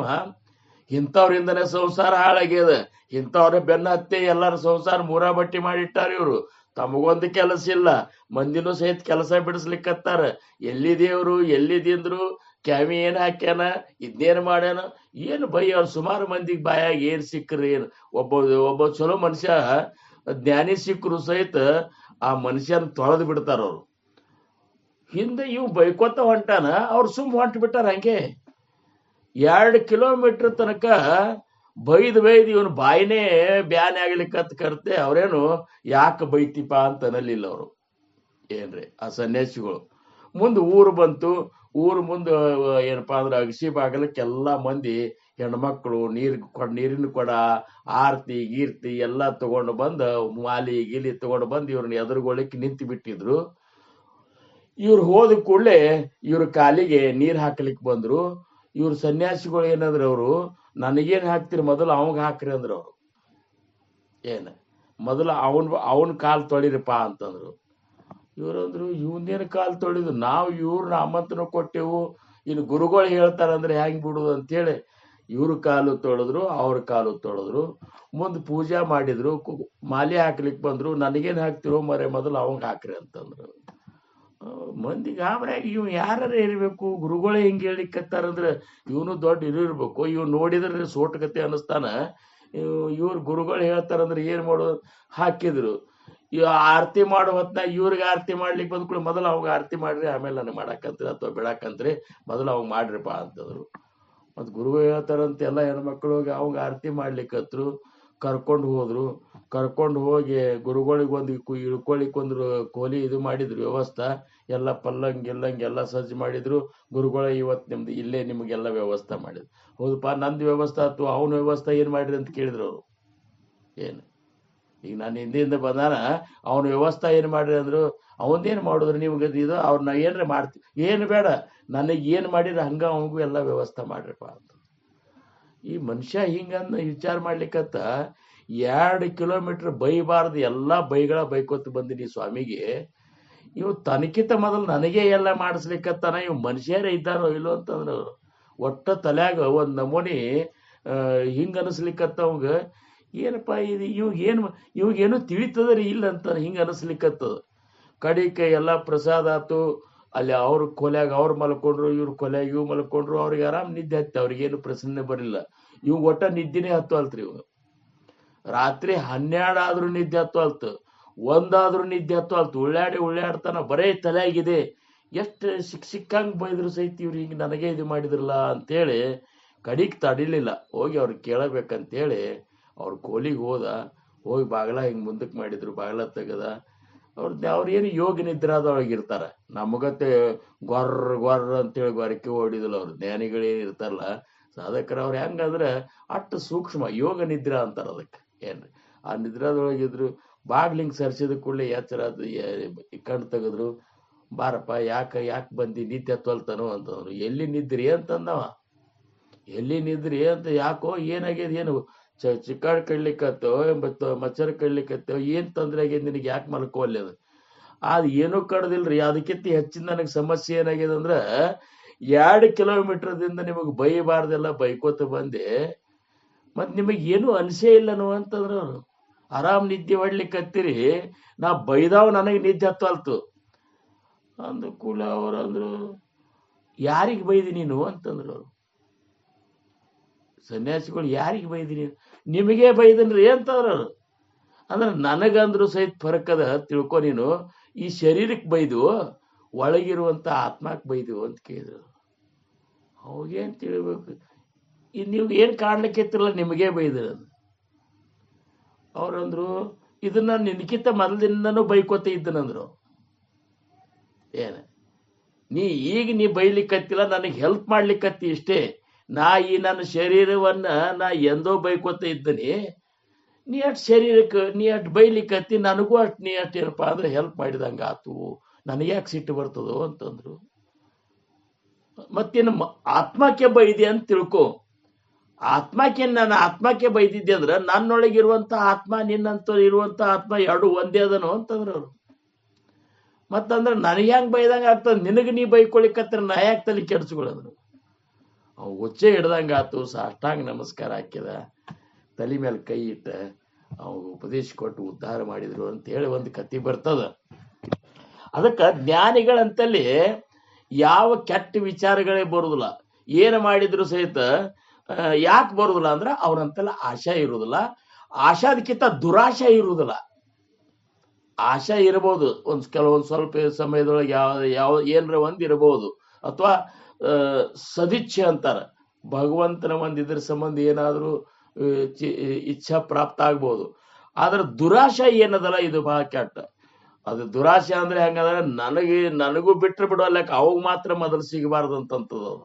ಏನ್ರಿ ನನಗ ನೀವು ಏನು ಕೊಡ್ಲಿಕ್ಕಾದ್ರು ಅಡ್ಡಿ, ನನಗ್ ಸಿಗಬೇಕಾಗಿದ್ ಬಿಡೋಲ್ಲಕ್ಕ ಅವಾಗ ಮೊದಲು ಸಿಗಬಾರ್ದು ನೋಡು ಅಂದ್ರೆ ದುರಾಶೆ, ಕೆಟ್ಟ ಆಶೆ ಇದು. ಒಟ್ಟ ಮತ್ತೊಬ್ಬರಿಗೆ ಆಗ್ಬೇಕನ್ನೋದು ಒಂದು ಸಹನೆ ಇರ್ಲಾರ್ದಂತ ಇಂಥ ಆಶೆ ಇದು ಭಕ್ತಿಗ ಇದಂತೂ ಇರಬಾರ್ದು. ಇದು ಹೆಚ್ಚಾಗಿ ಇರುವುದಿಲ್ಲ, ಯಾಕಂದ್ರೆ ಇದು ತಮೋ ಗುಣದ ಲಕ್ಷಣದ, ಇದು ಇರುವುದಿಲ್ಲ, ಆಶಾನೇ ಇರುವುದಿಲ್ಲ ಅಂತೇಳಿ ಅವ್ರಿಗೆ ಏನಾಗ್ತದ. ಅವ್ರು ಹೆಂಗಿರ್ತಾರಂದ್ರ, ಬ್ರಹ್ಮಚೈತನ್ಯ ಮಹಾರಾಜರು ಒಂದು ಮರಾಠಿ ಒಳಗೊಂದು ಮಣ್ಣ ಅದ, ಏನದ ಅಂದ್ರ ಅಸಲೇತರ ಅಸುದೆ ಅಂತ. ಏನ್ರಿ ಅಸಲೇತರ ಅಸುದೆ, ನಸ್ಲೇತರ ನಸುದೆ. ಇದು ಬಂದದ ಬರ್ಲಿ, ಅದಕ್ಕರೆ ಯಾಕೆ ಬ್ಯಾಡ ಅನ್ನೋದು. ಇನ್ನ ಇದು ಹೊಂಟದ ಹೋಗ್ಲಿ. ಆ ಬಂದದ್ದಕ್ಕೂ ನನಗ್ ತೊಂದ್ರಿಲ್ಲ, ಹೋಗಿದ್ದಕ್ಕೂ ತೊಂದ್ರಿಲ್ಲ. ಹಿಂಗಿದ್ರೆ ಏನಾಗ್ತದೆ ಹೇಳ್ರಿ ನೀವು. ಅಕಸ್ಮಾತ್ ನಾವು ಪ್ರಪಂಚ ಹಿಡ್ಕೊಂಡು ಪರಮಾರ್ಥ ಮಾಡವ್ರೆ, ಅಕಸ್ಮಾತ್ ಯಾವುದೋ ಒಂದು ಕಾರಣಕ್ಕೆ ನಮ್ಮ ಕಿಸೆದಂದು ಒಂದು 100 ರೂಪಾಯಿ 1000 ರೂಪಾಯಿ ಕಳೀತಂತ ತಿಳ್ಕೊರಿ. ಕಳೆದ್ರ ಚಿಂತೆ ಮಾಡ್ಕೊತ ಕೂತಂದ್ರೆ ಹೆಂಗ್ನಿ? ಆ 100 ರೂಪಾಯಿ ಅದು ಇವತ್ತ ನಿನ್ನ ಕಡೆ ಕಳೆದು ಹೋಗ್ಯದ, ನಾಳೆ ಆದ್ರೂ ಹೋಗುದೇ ಅದು. ರೊಕ್ಕ ಯಾವಾಗೂ 2 ಕಡೆನೂ ಇರುದಿಲ್ಲ, ಲಕ್ಷ್ಮಿ ಆಕಿ. ಏನ್ರಿ ಮತ್ತಂದಾಗ ಅದು ಅವ್ನು ಕೊಡುದಿತ್ತು, ಹೋಗ್ಯದಳ ಅಂತೇಳಿ ತಿಳ್ಕೊಂಡ್ ಬಿಡ್ಬೇಕು ಅಷ್ಟೇ. ಏನ್ರಿ ಯಾವುದೇ ಆಗ್ಲಿ ಜನ್ಮಾಂತರದ ಒಂದು ಕೊಡ್ತಗಳು ವ್ಯವಹಾರ ಅಂತೂ ನಮ್ದು ಇದ್ದೇ ಇರ್ತದ ಅಂತೇಳಿ ಹುಟ್ಟಿ ಬಂದಿರ್ತೀವ ನಾವು. ಹಿಂದಕ್ಕೆ ಯಾರ ಕೈಲೇನೋ ಕೊಡ್ಬೇಕಾಗಿರ್ತದ, ತಗೋಬೇಕಾಗಿರ್ತದ, ಬೈದಿರ್ತೇವು ಅವ್ರ ಕೈಲಿ ಬೈಸ್ಕೋಬೇಕಾಗಿರ್ತದ, ಬಡದಿರ್ತೇವು ಅವ್ರ ಕೈಲಿ ಬಡಸ್ಕೋಬೇಕಾಗಿರ್ತದ. ಹಿಂಗೆಲ್ಲ ಜನ್ಮಾಂತರಕ್ಕೆ ಟ್ರಾನ್ಸ್ಫರ್ ಹಾಕೋತಾರ ಬಂದಿರ್ತದ. ಹಂಗ ಹೋದ್ ಜನ್ಮದಾಗ ಇಸ್ಕೊಂಡಿರ್ಬೇಕವ, ಅದಕ್ಕೆ ಅವ ಕೊಡುದು ಬಂದ ಹೋಗಿ ಅದ ಅಂತೇಳಿ ನೀವ ಹೋದ್ರು ನಸ್ಲೇತರ ನಸುದೆ, ಅಸ್ಲೇತರ ಹಸುದೆ. ಇದ್ರೂ ತೊಂದ್ರೆ ಮಾಡ್ಕೋಬಾರ್ದು ನಾವು, ಹೋದ್ರು ತೊಂದ್ರೆ ಮಾಡ್ಕೋಬಾರ್ದು. ಇದು ಬರೇ ಜಾಲ ಅಂತ. ಬಾಯ್ಕೋ ಕರ್ಕಶ ಮಿಲಿ ಬರೇ ಜಾಲ ಪಾಂಡುರಂಗ ಅಂತ ತುಕಾರಾಮ್ ಮಹಾರಾಜ್ರು. ಕೆಟ್ಟ ಕರ್ಕಶ ಹೆಂಡ್ತಿಂದ ನನಗೆ ಒದಗಿಸ್ಕೊಟ್ಟಿ ಜೀವನದೊಳಗ ಇದೊಂದು ಚಲೋ ಮಾಡಿ ಅಂದ್ರರು. ಅಕಸ್ಮಾತ್ ಚಲೋ ಚಂದಾಗಿ ಮಾತಾಡಕ್ಕೆ, ಚಂದಾಗಿ ಮಾಡಿ ಹಾಕಕ್ಕೆ ಸಿಕ್ಕಿದ್ಲಂದ್ರ ನಾನು ನಿನ್ನ ಬೆನ್ನು ಹತ್ತಿದ್ನೋ ಇಲ್ಲೋ ಅಂತ ಅವ್ರದ್ದು. ಏನ್ ಹಿಂಗ ಅವ್ರಂದ್ರು ಹಿಂಗ ಬಂದ ಪರಿಸ್ಥಿತಿ. ಚಲೋನೇ ಆತಂದು, ಕೆಟ್ಟ ಕೆಳಜಾತಿಯೊಳಗೆ ಹುಟ್ಟಿಸಿದ್ ಚಲೋನೇ ಆತಂತಂದ್ರು. ಬಡತನ ಕೊಟ್ಟ ಚಲೋನೇ ಆತಂತಂದ್ರೆ ಅದ್ರ ಏನ್ ಮಾಡ್ಬೇಕು ಭಗವಂತ? ಹಂಗಾರೆ ಏನ್ ಮಾಡ್ಬೇಕು? ಚಲೋನೇ ಮಾಡ್ಬೇಕಂತ ಆಮೇಲೆ ಅದಕ್ಕೆ ಚಲೋ ಆತದ ಭಗವಂತ, ಎಲ್ಲಾ ನಿನ್ನ ಇಚ್ಛಾ, ನಿನ್ನ ಇಚ್ಛಾ ಹೆಂಗದ ಹಂಗಿರುದು ನನ್ನ ಕೆಲಸ. ಇಷ್ಟೇ ನಮ್ದು ಕೆಲಸ. ಏನು ನಿನ್ನ ಇಚ್ಛಾ ಹೆಂಗದ ಹಂಗಿರುದು. ನಾ ಇಚ್ಛಾ ಮಾಡ್ಲಿಕ್ಕೆ ನಾ ಸ್ವತಂತ್ರ ಅಲ್ಲೇ ಅಲ್ಲ. ನನಗ ನಮ್ಮ ಒಂದು ಇದ್ರ ಬಗ್ಗೆ ಜ್ಞಾನಿಗಳ ವಿಚಾರ ಬಗ್ಗೆ ಹೇಳ್ಬೇಕಂದ್ರ ಸದ್ಗುರುಗಳಿಂದ ಅನುಗ್ರಹಿತರಾದ್ಮೇಲೆ ನಮ್ಮ ಇಚ್ಛಾ ಪೂರ ಕಳ್ಕೋಬೇಕು. ನಾವು ಸ್ವತಂತ್ರ ಅಲ್ಲೇ ಅಲ್ಲ, ಯಾವುದಕ್ಕೂ ಸ್ವತಂತ್ರ ಅಲ್ಲ ಅಂತಾರ. ಏನ್ ಆವಾಗ ಸದ್ಗುರುಗಳು ಏನ್ ಇಚ್ಛಾ ಮಾಡ್ತಾರ ಅದೇ ನಮ್ಮ ಇಚ್ಛಾ. ಅದ್ರ ಹೊರತಾಗಿ ನಮ್ಮದೇ ಆದಂತ ಬ್ಯಾರೆ ಇಚ್ಛಾ ಇರಬಾರ್ದು. ಬ್ಯಾರೆ ಇಚ್ಛಾ ಇತ್ತಂದ್ರೆ ಸದ್ಗುರು ಮೇಲೆ ನಿನ್ನ ಪ್ರೇಮ ಸ್ವಲ್ಪ ಕಡಿಮೆ ಆಗ್ಯದ ಅಂದಂಗೆ ಅದು. ಅದಕ್ಕ ಮತ್ತೊಂದು ಏನೋ ಅಪೇಕ್ಷೆ ಮಾಡಬಾರ್ದು. ಕೇವಲ ಸದ್ಗುರುನಾಥನ ಒಂದು ಕೃಪಾ, ಸದ್ಗುರುವಿನ ಸ್ವರೂಪ ಸಾಕ್ಷಾತ್ಕಾರ ಇದು ನಮಗಾಗ್ಬೇಕಂತೇಳಿ ಶಿಷ್ಯ ಕೇಳಬೇಕು ಅಂತಂತಾರ. ಇರ್ಲಿ, ಈ ಇದ್ರಾಗ ಅದಕ್ಕ ಅಂದ್ರೇನು, ಆಶಾ ದುರಾಶಾ ಇರ್ಲಿಲ್ಲ ಅಂತಂದ್ರ ದ್ವೇಷ, ಅಸೂಯೆ, ತಿರಸ್ಕಾರ ಇವು ಯಾವುವು ಅವಗುಣಗಳು ನಮ್ಮಂತಲ್ಲಿ ಬರುದಿಲ್ಲ. ಇವತ್ತು ಅಕಸ್ಮಾತ್ ಸಂತ ಇದ್ದಾನಪ್ಪ, ಭಯಂಕರ ನಮ್ ಜೋಡಿ ಇದ್ದಾವ ಖರೆ, ಆದ್ರೂ ಒಟ್ಟ ಸೇರಿಕಿಲ್ಲವ, ಎಲ್ಲರ ಮೇಲೆ ದ್ವೇಷ ಮಾಡುದು, ತಿರಸ್ಕಾರ, ಅಹಂಕಾರ ಇಂಥ ಕೆಟ್ಟ ಗುಣಗಳು ಅವನಂತಲ್ಲಿ ಅವ ಅಂದ್ರೆ ಏನು, ಅವ ಸರಿಯಾಗಿ ಮಾರ್ಗದೊಳಗೆ ಹೊಂಟಿಲ್ಲ ಅಂತ. ಅವ ಸದ್ಗುರುವಿಗೆ ಹೌದರುವಂತ ಶಿಷ್ಯತ್ವ ಅವನಂತಲ್ಲಿ ಪ್ರಾಪ್ತ ಆಗಿಲ್ಲ ಅಂತ ನಾವು ತಿಳ್ಕೋಬೇಕು. ಇನ್ನ ಶ್ಲೋಕದ ಉತ್ತರಾರ್ಧ, ಋಣಿದೇವ ಹಾ ಭಕ್ತಿ ಭಾವೇ ಜಯಾಚ ಅಂತ ನೋಡ್ರಿ. ಋಣಿದೇವ ಹಾ ಭಕ್ತಿ ಭಾವೇ ಜಯಾಚ ಜಗೀಧನ್ಯತೋ ದಾಸ ಸರ್ವೋತ್ತಮಾಚ. ಇಷ್ಟೋ ತನಕ ಹೇಳಿದ ಗುಣಗಳು ಅಂದ್ರೇನು, ನಸೆ ಮಾನಸಿ ನಷ್ಟ ಆಶಾ ದುರಾಶಾ ಈ ಗುಣಗಳಿದ್ದಾರು. ವಸೆ ಅಂತರಿ ಪ್ರೇಮ ಪಾಶ ಪಿಪಾಶ ಇದನ್ನ ಬಿಟ್ಟೇವ್ ನಾವು. ಅವ್ ಹೆಂಗಿರ್ತಾನಂದ್ರ ಅಂತರಂಗದೊಳಗೆ ಇಷ್ಟೊಂದು ಸದ್ಗುರುಗಳ ಮೇಲೆ ಪ್ರೇಮ ಇರ್ತದಲ್ಲ, ಆ ಪ್ರೇಮದ ಬಂಧನದೊಳಗ ಗುರುವಿನನ್ನ ಬಂಧನದೊಳಗೆ ಹಾಕೊಂಡು ಬಿಟ್ಟಿರ್ತಾನಂತ. ಏನ್ರಿ, ಧರುಣಿ ಕೇಶವ ಆಣಾಭಾವ ಬಳೆ ಅಂತ ತುಕಾರಾಮ್ ಮಹಾರಾಜರು ಬಾರಾಭಂಗದೊಳಗ ಅಂತಾರ. ಪಾಪಿ ಆನ ಕಳೆ ಕಾಹಿ ಕೇಳ, ಇದು ಅವ್ರಿಗೆ ತಿಳಿ ಮಾತಲ್ಲ. ಭಗವಂತನ ಹೆಂಗ ನಾವು ತಗೋಬೇಕಂದ್ರ ಭಗವಂತನ ಪ್ರೇಮದೊಳಗೆ ಬಂಧಿಸಿಬಿಡ್ಬೇಕು ನಾವು.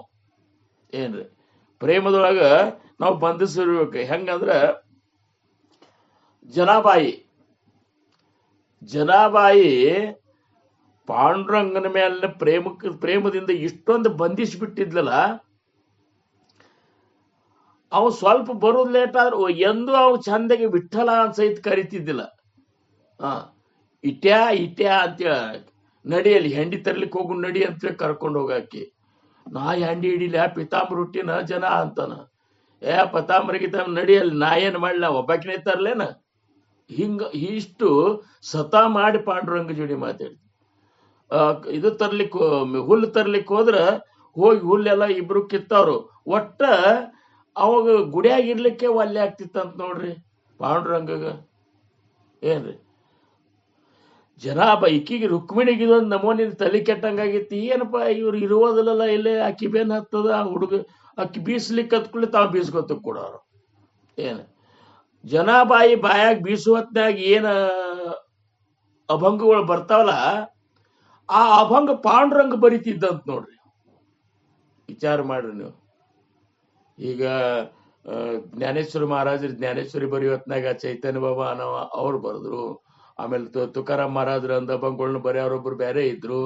ವ್ಯಾಸರು ಬರೆಯುವಂತ ಮಹಾಭಾರತ ಗಣಪತಿ ಬರದ. ಹಿಂಗ ಒಬ್ಬೊಬ್ಬರನ್ನ ಅಸಿಸ್ಟೆಂಟ್ ಇಟ್ಕೊಂಡ ಬರೆಸಿದ್ರು ಅವರು. ಆದ್ರ ಜನಾಬಾಯಿ ಅಭಂಗ ಪಾಂಡುರಂಗ ಬರೀಕೋತ ಕೂಡ್ತಿದಂತ ಮಗಳ ಕೊಲೆಯಾಗ ಹೋಗಿ. ಅಂದ ಕೂಡಲೇ ಒಂದ್ ದಿವ್ಸ ಜ್ಞಾನೇಶ್ವರ ಮಹಾರಾಜರು ಬಂದ್ ನೋಡಿದ್ರು, ಇಲ್ಲಿ ಕಿರಿ ಹಾಡ್ಲಿಕ್ಕತ್ತಾಳ, ಅಲ್ಲಿ ಪಾಂಡುರಂಗರೆ ಬರ್ಲಿಕ್ಕತ್ತಾನ. ಭಗವಂತ ಏನ್ ನಡೆಸಿಪಾ ಅಂತ. ಬಾರೋ ಜ್ಞಾನೇಶ, ಏನ್ ಮಾಡುದು, ನಮ್ ಜನಿ ಅಭಂಗಲ್ಲಿಕತ್ತ ಅವ್ನು ಬರ್ಕೊಳಿಕತ್ತನ. ಜನಾಬಾಯಿ ಅನ್ನೋ ಅಭಂಗ ನೀ ಬರ್ಕೊಳಿಕತ್ಯ ಅಂತಂದ್ರ ಅವ್ರು ಏನ್ ಮಾಡ್ಲಿ ಜ್ಞಾನೇಶ ಅಂದ್ರು. ಅಕ್ಕಿ ಬಾಯಿಯಿಂದ ಬರುವಂತ ಒಂದ್ ಏನು ಭಾವ ತುಂಬಿದ ಒಂದು ಅಭಂಗ ಏನವಲ್ಲ, ಅದು ಮತ್ತೆ ಯಾರಿಂದನೂ ಆಗ್ಲಿಕ್ಕೆ ಸಾಧ್ಯ ಇಲ್ಲ ಅಂತದು. ಅಂತ ಒಂದು ಭಾವ ತುಂಬಿದ ಇದು ಅದಾಕಿದ ಭಕ್ತಿ. ಹಿಂಗಾಗಿ ನಾನೇ ಬರ್ಲಿಕ್ಕತ್ತಾನೆ, ನಮ್ ಜನಿ ಅಭಂಗ ನಾನೇ ಬರೀತೀನಿ ಅಂತ. ಇಷ್ಟು ಜನಾಬಾಯಿ ಸಂಬಂಧ ಒಂದ್ ನಮೂನಿ ಇದು ಆಗಿಬಿಟ್ಟಿದ್ದಾವ. ಏನಪ್ಪ ಅಂದ್ರ ಆಕಿನ್ ಬಿಟ್ಟು ನಾ ಇರ್ಲಿಕ್ಕೆ ಆಗುದಿಲ್ಲ ಅಂತ. ಹಂಗ ಜನಾಬಾಯಿನ ಬಿಟ್ಟು ನನಗೆ ಇರ್ಲಿಕ್ಕೆ ಆಗುದಿಲ್ಲ ಅಂತ. ಭಗವಂತನ ಬಿಟ್ಟು ನಮಗೆ ಇರ್ಲಿಕ್ಕೆ ಆಗುದಿಲ್ಲ ಅಂತ ಅನ್ನೋದು ಭಕ್ತಗ ಅನಿಸ್ಬೇಕಾಗಿತ್ತು. ಖರೆ ಅಂದ್ರ ಪಾಂಡುರಂಗ ಅನಿಸೋದು ನನಗೆ ಜನಿನ ಬಿಟ್ಟು ಇರ್ಲಿಕ್ಕೆ ಆಗುದಿಲ್ಲ. ಪಟಕ್ಕನೆ ಹಿಂಗ್ ಹೋದಂಗ ಮಾಡವ, ಮತ್ ಬಂದೇ ಬಿಡವ. ಏನಾರ ಒಂದ್ ಕೆಲಸ ನಡೀತಿಲ್ಲ, ಬಂದೇ ಬಿಡವ, ಓಡಿ ಬರವ. ಇಷ್ಟು ಓಡಿ ಬಂದ್ರು ಸಹಿತ ಈಕೆಂತಿದ್ಲು, ಇಟ್ಯಾ ಎಷ್ಟ್ ಲೇಟ್ ಮಾಡಿದಿಲ್ಲ ಅಂತ. ಏನ್ರಿ ನಾನು ನೋಡ್ ಕೈ ಎಷ್ಟು ಸಣ್ಣ ಬೀಸಿ ಬೀಸಿ ಕೆಂಪಾಗ್ಯಾವ, ನಿನಗೇನ್ ಇಲ್ಲೇ ಇಲ್ಲ. ಇಲ್ಲ ಜನಿ, ಏನ್ ಮಾಡ್ಬೇಕು, ಅಲ್ಲಿಯೂ ಭಕ್ತರು ಬಂದಿರ್ತಾರ, ಅವ್ರ ಹಾದಿ ಕಾಯ್ತಿರ್ತಾರ. ಒಂದ್ ಸ್ವಲ್ಪ ನಿಂತೆ ತಡ ಆತು, ಇರ್ಲಳ ಅಂತ ಹೇಳಿ ತಾನೇ ಎಲ್ಲ ಮಾಡವ. ಈಗ ನೀ ಸುಮ್ ಕೊಡು, ನಾ ಬೀಸ್ತಾನಂತೇಳಿ ಬೀಸಾವಂತ. ಅಂದ್ರ ಭಗವಂತ ಭಕ್ತರ ಒಳಗೆ ಇರುವಂತಹ ಈ ಭಾವ ತುಂಬಿದ ಪ್ರೇಮ, ಇದು ಜನ ಬಾಯಿಗೆ ಬಂದಂದ್ರೆ ನಮಗ್ ಬರುದಿಲ್ಲನ್ರಿ. ಹೌದಲ್ರಿ? ಜನಾಬಾಯಿ ಹಿಂಗಿದ್ಲು ಅಂತಂದ್ರೆ ಏನು? ಆಕೆ ಜನಾಬಾಯಿ ಒಬ್ಬಕಿನೇ ಹಂಗಿಲ್ಲ. ಜನಾಬಾಯಿ ಹಂಗ ಸಕುಬಾಯಿ ನಿಮ್ಗೆ ಕೇಳಿರ್ಬೇಕು ನೀವಿನ. ಸಕುಬಾಯಿ ಅಂತೂ ಪಂಡ್ರಪುರಕ್ಕೆ ಹೋಗ್ಬೇಕಂತ ಮಾಡಿದ್ರ ಕೆಟ್ಟ ಕರ್ಕಸ ಹತ್ತಿ ಬಿಡ್ಲಿಕ್ಕೆ ತಯಾರಿದ್ದಿದ್ದಿಲ್ಲ. ಒಮ್ಮೆ ಆಕಿ ಏನ್ ದಿಂಡಿ ಜೋಡಿ ಹೋಗ್ಬಿಟ್ಲು. ಆಕಿ ಹೋದ್ರ ಜನಾಬಾಯಿ ವೇಷ ಹಾಕೊಂಡ ಪಾಂಡುರಂಗ ಅವ್ರ ಮನ್ಯಾಗ ಇದ್ದಂತ ನೋಡ್ರಿ. ಏನ್ ಅಕ್ಕಿ ಕೈಲೇ ಬಯಸ್ಕೋತ, ಅತ್ತಿ ಕೈಲೇ ಬಯಸ್ಕೋತ, ಅವೆಲ್ಲ ಕತಿ ನೀವು ಕೇಳಿದ್ರಿ ಅಂದ್ರ ಇವ್ರೆಲ್ಲರೂ ಅದೇ ಅಂತಂದ್ರಲ್ಲ ಇಲ್ಲಿ ಋಣಿ ದೇವ ಅಂತಂತಾರ ನೋಡ್ರಿ. ಋಣಿ ದೇವ ಭಕ್ತಿ ಭಾವೆ ಅಂದ್ರೆ ಭಗವಂತನ ಋಣಿ ಮಾಡ್ಕೊಂಡ್ ಬಿಟ್ಟಂತ ಭಕ್ತರು ಇವ್ರು. ಭಗವಂತನ ಋಣದೊಳಗ ಇವ್ರಿಲ್ಲ, ಇವ್ರ ಭಕ್ತಿ ಋಣದೊಳಗ ಭಗವಂತ ಇದ್ದಾನ. ಇದು ಎಂತ ಒಂದು ಸ್ಥಿತಿ ಇರ್ಬೇಕು ನೋಡ್ರಿ. ಈಗ ಈ ಭಕ್ತರ ಋಣದಾಗ ನಾಮದೇವ್ ಮಹಾರಾಜ್ ಏನ್ ಮಾಡಿರ್ಬೇಕು ಹೇಳ್ರಿ. ಆದ್ರೆ ಭಗವಂತನ ಬಿಟ್ಟು ಒಂದು ಕ್ಷಣ ಪಾಂಡುರಂಗನ ಬಿಟ್ಟು ಇರ್ಲಾರ್ದವ ನಾಮೇನ್ ಬಿಟ್ಟು ನನಗಿರೋದಾಗುದಿಲ್ಲ ಅಂತಾರ. ಯಾರು? ಪಾಂಡುರಂಗ.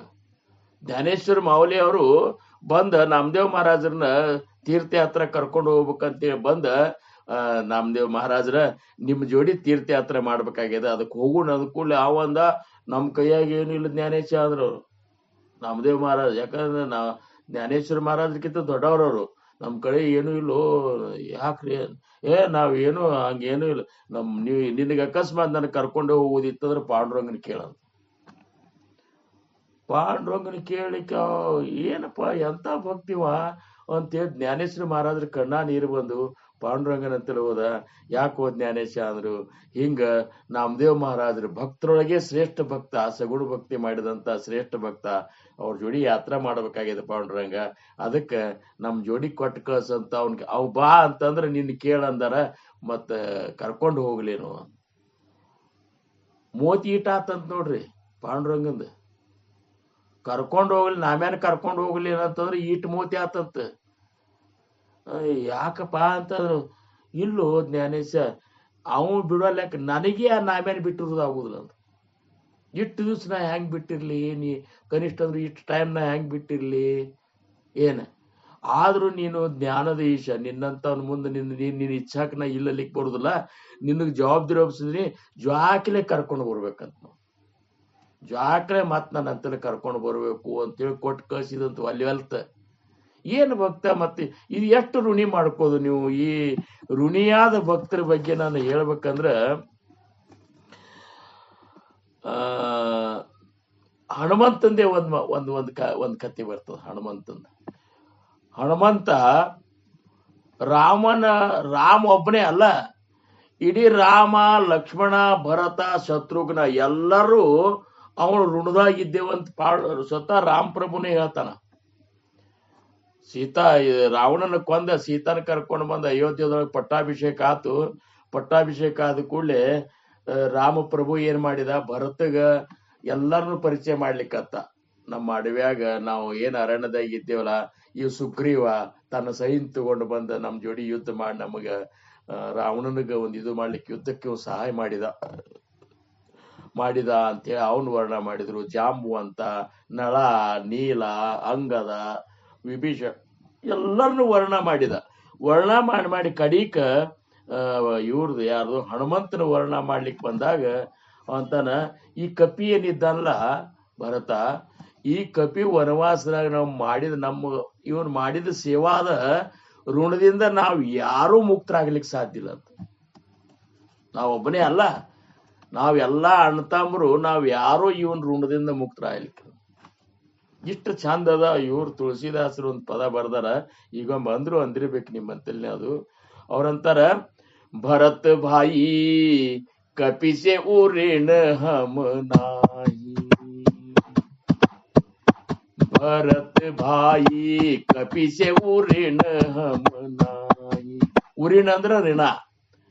ಭರತ ಭಾಯಿ, ಈ ಕಪಿಯ ಋಣದಿಂದ ನಾವ್ಯಾರು ಮುಕ್ತರಾಗ್ಲಿಕ್ಕೆ ಸಾಧ್ಯ ಇಲ್ಲ. ಸಂಯೋಜನ ಮರ್ಯಾದ ಸಮುದ್ರ ಕೋ ಏ ಕೂದ ಗಯೋ ಮನ ಮಾಯಿ, ಲಂका जारिसिया सुदिलायो पर गर्व नहीं मन माई, कपिसे ಊರಿನ ಹಮ ನಾಯಿ. ಭರತ್ ಭಾಯಿ ಕಪಿಸೆ ಊರಿನ ಹಮನ. ನೋಡ್ರಿ, ಸ್ವತಃ ರಾಮಪ್ರಭುನೇ ಈ ರೀತಿ ವರ್ಣ ಮಾಡೋಕಾತಂದ್ರ ಅವ್ರ ಋಣದಿಂದ ನಾವು ಮುಕ್ತರಾಗ್ಲಿಕ್ಕೆ ಸಾಧ್ಯ ಇಲ್ಲ ಅಂತ ಹೇಳಿ ಹೇಳ್ಬೇಕಾತಂದ್ರ ಎಂತ ಭಕ್ತಿ ಮಾಡಿರ್ಬೇಕು ನೋಡ್ರಿ ನೀವು, ಎಂತ ಭಕ್ತಿ ಮಾಡಿರ್ಬೇಕು. ಒಂದ್ ದಿವ್ಸ ರಾಮಪ್ರಭು ದೊಡ್ಡ ಡೈರಿ ತಗೊಂಡು ಬರ್ಕೋತ ಕೂತಿದ್ದಂತ್ರಿ. ಹನುಮಂತ್ ನೋಡಿದ, ಏನ್ ಬರ್ಲಿಕ್ಕತ್ತಾನ ರಾಮಪ್ರಭು ಇದನ್ನ ಡೈರಿ ಒಳಗ ಅಂತ ಹೇಳಿ ನೋಡ್ಕೋತ ಕೂತಿದ್ದ. ಆ ಡೈರಿ ಇಟ್ಟು ಸ್ವಲ್ಪ ಏನೋ ಕೆಲಸ ಆಯ್ತು, ಆ ಕಡೆ ಹೋದ ರಾಮ. ಹೋಗಿ ಬಂದ ಡೈರಿ ನೋಡಿದ. ಡೈರಿ ಒಳಗ ಎಲ್ಲ ಹೆಸರಿದ್ದು, ಖರೆ ಹನುಮಂತನ ಹೆಸರೇ ಇದ್ದಿದ್ದಿಲ್ಲ ಅಂತ. ಹನುಮಂತ ಅಂದ, ಎಲ್ಲರ ಹೆಸರು ನಂದ್ಯಾಕಿಲ್ಲ ಅನ್ನೋದಕ್ಕ ರಾಮ್ ಬಂದ, ಇದು ಏನ್ ಮಾಡ್ಲಿಕ್ಕತ್ತಿ ರಾಮದೇವ್ರು ರಾಮ ಅಂತಂದ ಕೂಡ್ಲೆ, ಇಲ್ಲೋ ನನ್ನ ಭಕ್ತರು ಎಲ್ಲ ಹೆಸರು ಬರ್ಲಿಕ್ಕತ್ತ. ಮತ್ ನಿನ್ನ ಭಕ್ತರು ಹೆಸರು ಬರೋದಕ್ಕ ನನ್ನ ಹೆಸರೇ ಇಲ್ಲಿಲ್ಲ ಅಂತಂದ ಅಂತ ಹನುಮಂತ. ನಿನ್ನ ಭಕ್ತರ ಹೆಸರೆಲ್ಲ ಡೈರಿಯಾಗಿ ಬರ್ಲಿಕ್ಕತ್ತಿ, ಮತ್ ಇದ್ರಾಗ ನನ್ನ ಹೆಸರೇ ಇಲ್ಲ ಅಂದ್ರೆ ನಾನು ನಿನ್ನ ಭಕ್ತ ಅಲ್ಲನು ಅಂತ ಕೇಳಿದಂತ. ಅಂದ ಕೂಡಲೇ, ಇದು ನನ್ನ ಭಕ್ತರ ಹೆಸರು ಬರ್ದದ್ದು ಡೈರಿಯೋ ಅಂದಂತವ್ರು ರಾಮ. ಇದು ನನ್ನನ್ನು ಭಕ್ತಿ ಮಾಡುವಂತ ಭಕ್ತರ ಹೆಸರು ಬರ್ದದ್ದು. ಇನ್ನ ಒಂದು ಡೈರಿ ಅದ, ಬೇರೆ ಡೈರಿ ಒಳಗೆ ನಿನ್ನ ಹೆಸರು ಅದ. ಅದ್ಯಾವ ಡೈರಿ ಅಂದ್ಕೂಳೆ, ನಾ ಯಾರ ಭಕ್ತಿ ಮಾಡ್ತಾನ ಅವ್ರ ಹೆಸರದ ಅದು. ನಾ ಯಾರ ಭಕ್ತಿ ಮಾಡ್ತಾನಲ್ಲ ಅವ್ರ ಹೆಸರದ, ಅದ್ರೊಳಗೆ ನಿನ್ನ ಹೆಸರದ. ನಾ ನಿನ್ನ ಭಕ್ತಿ ಮಾಡ್ತಾನ ಅಂತಂದ. ಏನ್ರಿ ಅಂದ್ರ ಎಷ್ಟು ಯಾವ ರೀತಿ ಅದಕ್ಕೆ ಅವ್ರಂದ್ರು, ಋಣಿ ದೇವ ಭಕ್ತಿ ಭಾವೇ ಜಯಾಜ. ಭಕ್ತಿ ಮತ್ತು ಭಾವದ ಒಂದು ಬಲದಿಂದ ಭಗವಂತನನ್ನೇ ಋಣಿ ಮಾಡ್ಕೊಂಡಂತ ಭಕ್ತಿ ಏನಿದ್ದಲ್ಲ, ಜಗಿ ಧನ್ಯತೋ ದಾಸ ಸರ್ವೋತ್ತಮಾಚ. ಜಗತ್ತಿನಲ್ಲಿ ಅಂತ ದಾಸ, ಸರ್ವೋತ್ತಮನ ದಾಸ ಆಗ್ಲಿಕ್ಕೆ ಅತ್ಯಂತ ಶ್ರೇಷ್ಠ. ಸರ್ವೋತ್ತಮನ ದಾಸ, ಸರ್ವೋತ್ತಮ ದಾಸ, ಇವೆರಡ್ರಿಗೂ ಬಹಳ ಫರಕ ನೋಡ್ರಿ. ಸರ್ವೋತ್ತಮ ದಾಸ, ಆ ರಾಮನ ದಾಸ, ದಾಸರೊಳಗೆ ಸರ್ವೋತ್ತಮ ದಾಸ. ಇವ್ರ ಜಗತ್ತಿನೊಳಗೆ ಧನ್ಯ ಅಂತ ದಾಸರು ಅನಿಸ್ಕೊಂಡಾರ ಅಂತ ಹೇಳಿ ಈ 55ನೇ ಶ್ಲೋಕದ ಅರ್ಥ ಸಮರ್ಥನೆ ಹೇಳ್ತಾರ.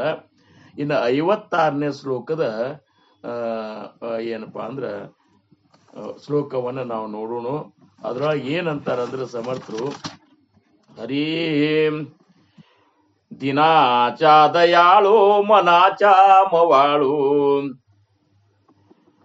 ಸ್ನೇಹಾಳು ಕೃಪಾಳು ಜನಿದಾಸ ಪಾಳು, ತಯಾ ಅಂತರಿ ಕ್ರೋಧ ಸಂತಾಪ ಕೈಂಚ, ಜಗಿಧನ್ಯತೋ ದಾಸ ಸರ್ವೋತ್ತಮಾಚ. ಈ ಭಕ್ತನಂತಲ್ಲಿ ಈ ಗುಣಗಳೇನವಲ್ಲ ಅತ್ಯಂತ ಮಹತ್ವಪೂರ್ಣ ಗುಣಗಳು ಅಂತಾರ.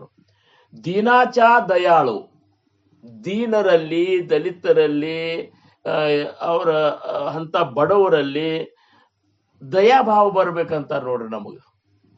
ನಮ್ಮೊಳಗ ಇದ್ದವ್ರಿಗೆ ನಮ್ಮ ಅವ್ರ ಒಳಗ ದಯಾ ಬರುವುದೇನು ದೊಡ್ಡಗಾದಲ್ಲ. ಯಾರಂತಲ್ಲಿ ಬರ್ಬೇಕು, ಹೊರಗ ಈವನ್ ಪ್ರಾಣಿಗಳನ್ನ ನೋಡಿದ್ರು ಸಹಿತ ದಯಾ ಬರಬೇಕು. ಏನ್ರಿ ಈಗ ಹಂಗ ಮನಸ್ಸಿನ್ಯಾಗ ಒಂದ್ ನಮೂನಿ ತಳಮಳ ಆಗಬೇಕು.